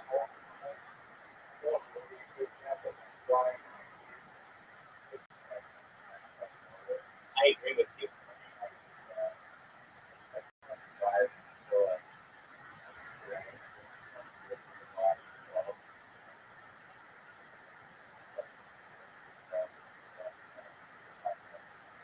Yeah, I mean, I don't know about those. I hate that word. If anything, I just call them logical. Yeah, theories. Yeah, I mean, I think that the story is based on the gold standard of the United States Treasury. That's what the yellow brick road is, like gold bars, basically. It's like a play on finance. Um, there's some really weird things. If you've ever listened to Dark Side of the Moon, I don't know if you know that album, but if you start Dark Side, if there's like this thing, you start Dark Side of the Moon and Wizard of Oz at certain times, it becomes like a Dark Side of the Moon becomes like a soundtrack for the Wizard of Oz, and all these weird correlations happen that are really freaky, and they kind of will freak you out. Then that movie was really big because it went from black and white to color when color was really rare, and um, the idea that it deals with the rich and like the multiple riches is weird. hide behind the curtain. That's weird. That book is now in public domain, so that's how Wicked can get made. And technically, like Disney could make that, even though it's traditionally not Disney. Um, the old one that long,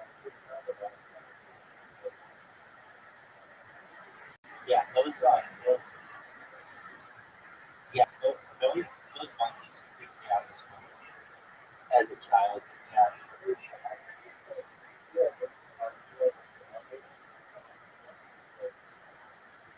I mean, they want to make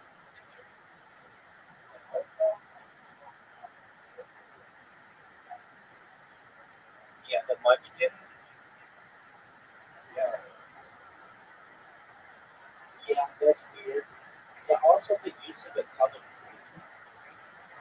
Green is like, well, this is before the CIA, but like green was seen as a color of intelligence, and it's why when you watch movies with like CIA characters, a lot of times they'll make the color of the character's eyes green, or they'll use something. And like the counter balance or whatever. I'm not even saying okay, but the counter between the Wicked Witch of the West and the Good Witch, that's a thing. And they they basically like just using a few sets really make you think these characters move in like a long way. There's something really weird though. Like, dude, you have to watch. If you're at all interested in that movie,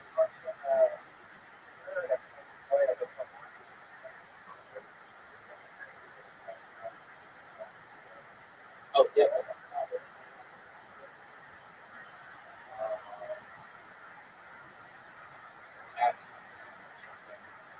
there's the idea of being behind the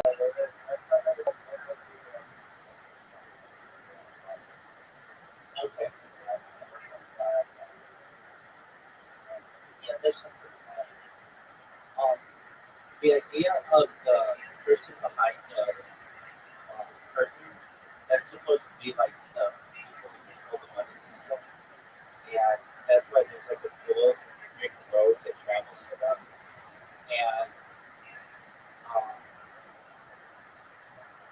there's like the idea was very psychological with the three sub characters being like not having a brain, not having courage, not having heart, and um,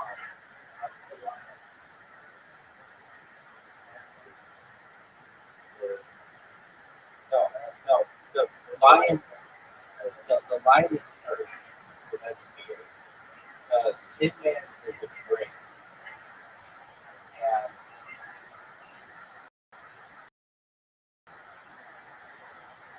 Scarecrow is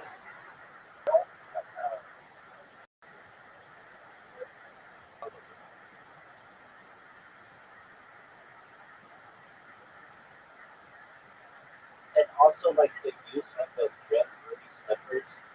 There was something towards that, like why they weren't originally ruby, but they show up really. They were originally silver slippers. That's right. And silver and gold were supposed to take you to like um, the like person behind the money system. But silver did not silver did not show up as well as red. So they made a proof. They made their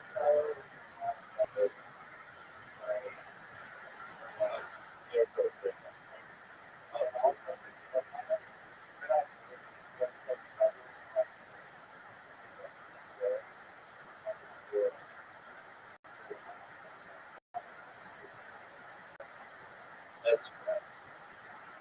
Um,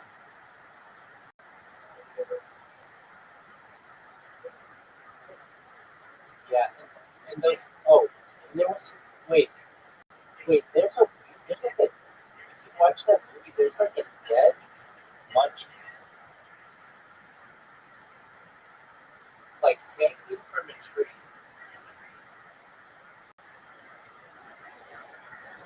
And dude, that movie's fucked up. Um, Judy Garland was like sexually assaulted by the heads of the production companies for it. Um, they claimed that yeah, like she had to like have sex with the head of production people. They claim that the dead monkey type tree is false. The figure seen in the background during the scene where Dorothy's character and Kidman Watch it's not a person but a live bird, specifically a crane, which is one of the bird bars in Los Angeles. And I'm not saying that one's true, I'm just saying um, but Judy Garland, the solitude, oh yeah, that one's pretty well known. And she was just like a little girl. Well, I think she was a girl, but basically, yeah.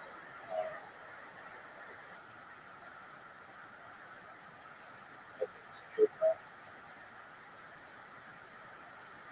Judy Garland was allegedly essentially selected by some of the actors for the conjugates on the set of Wizard of Oz for the film of 1959. According to claims made in a posthumous memoir by a website film in 2017, Ross stated that the film actors before the murder repeatedly groped Garland, who was 17 at the time, by putting their hands in their guns. They believed they could get away with it via the use of additional statute. The allegations are supported by Garland's 1967 interview with Jack Carr, which he described a Mexican as Brother Trumps, who were offered to pick them up. There were other people who did this too. I mean, she's beautiful woman. Uh, did you know that she's spicy and always bomb?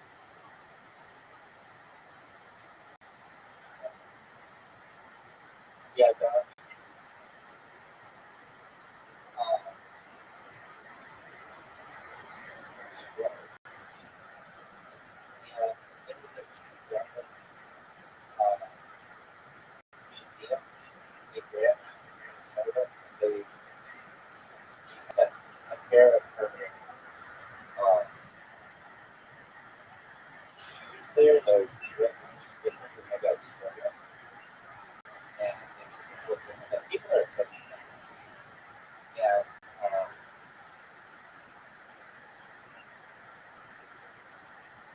I'm with you on the monkey thing. Those monkeys are good. And I don't know. I think there's just something subconscious about the idea of a flying monkey. They can come and steal you as a child.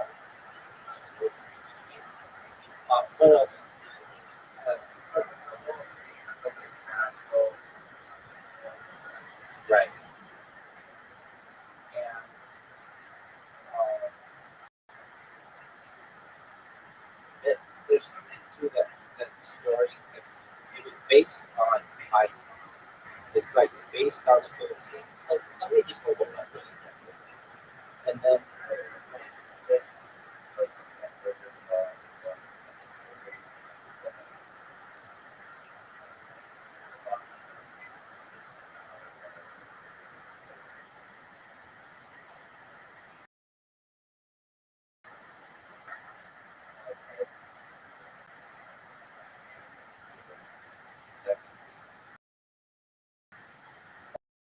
Okay, so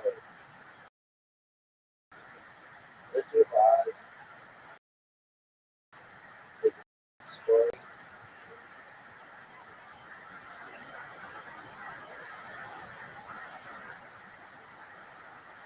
Wizard of Oz is story.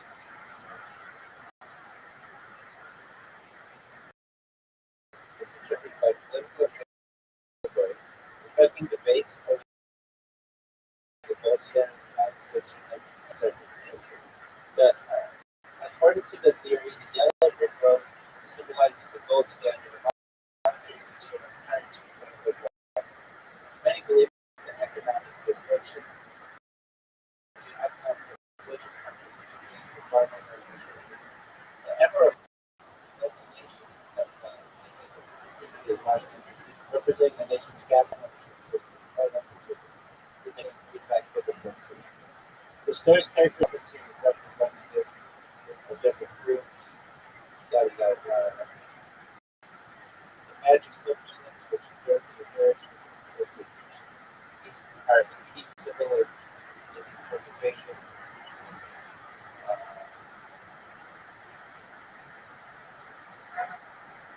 Oz, they say itself is interpreted as an abbreviation for Oz.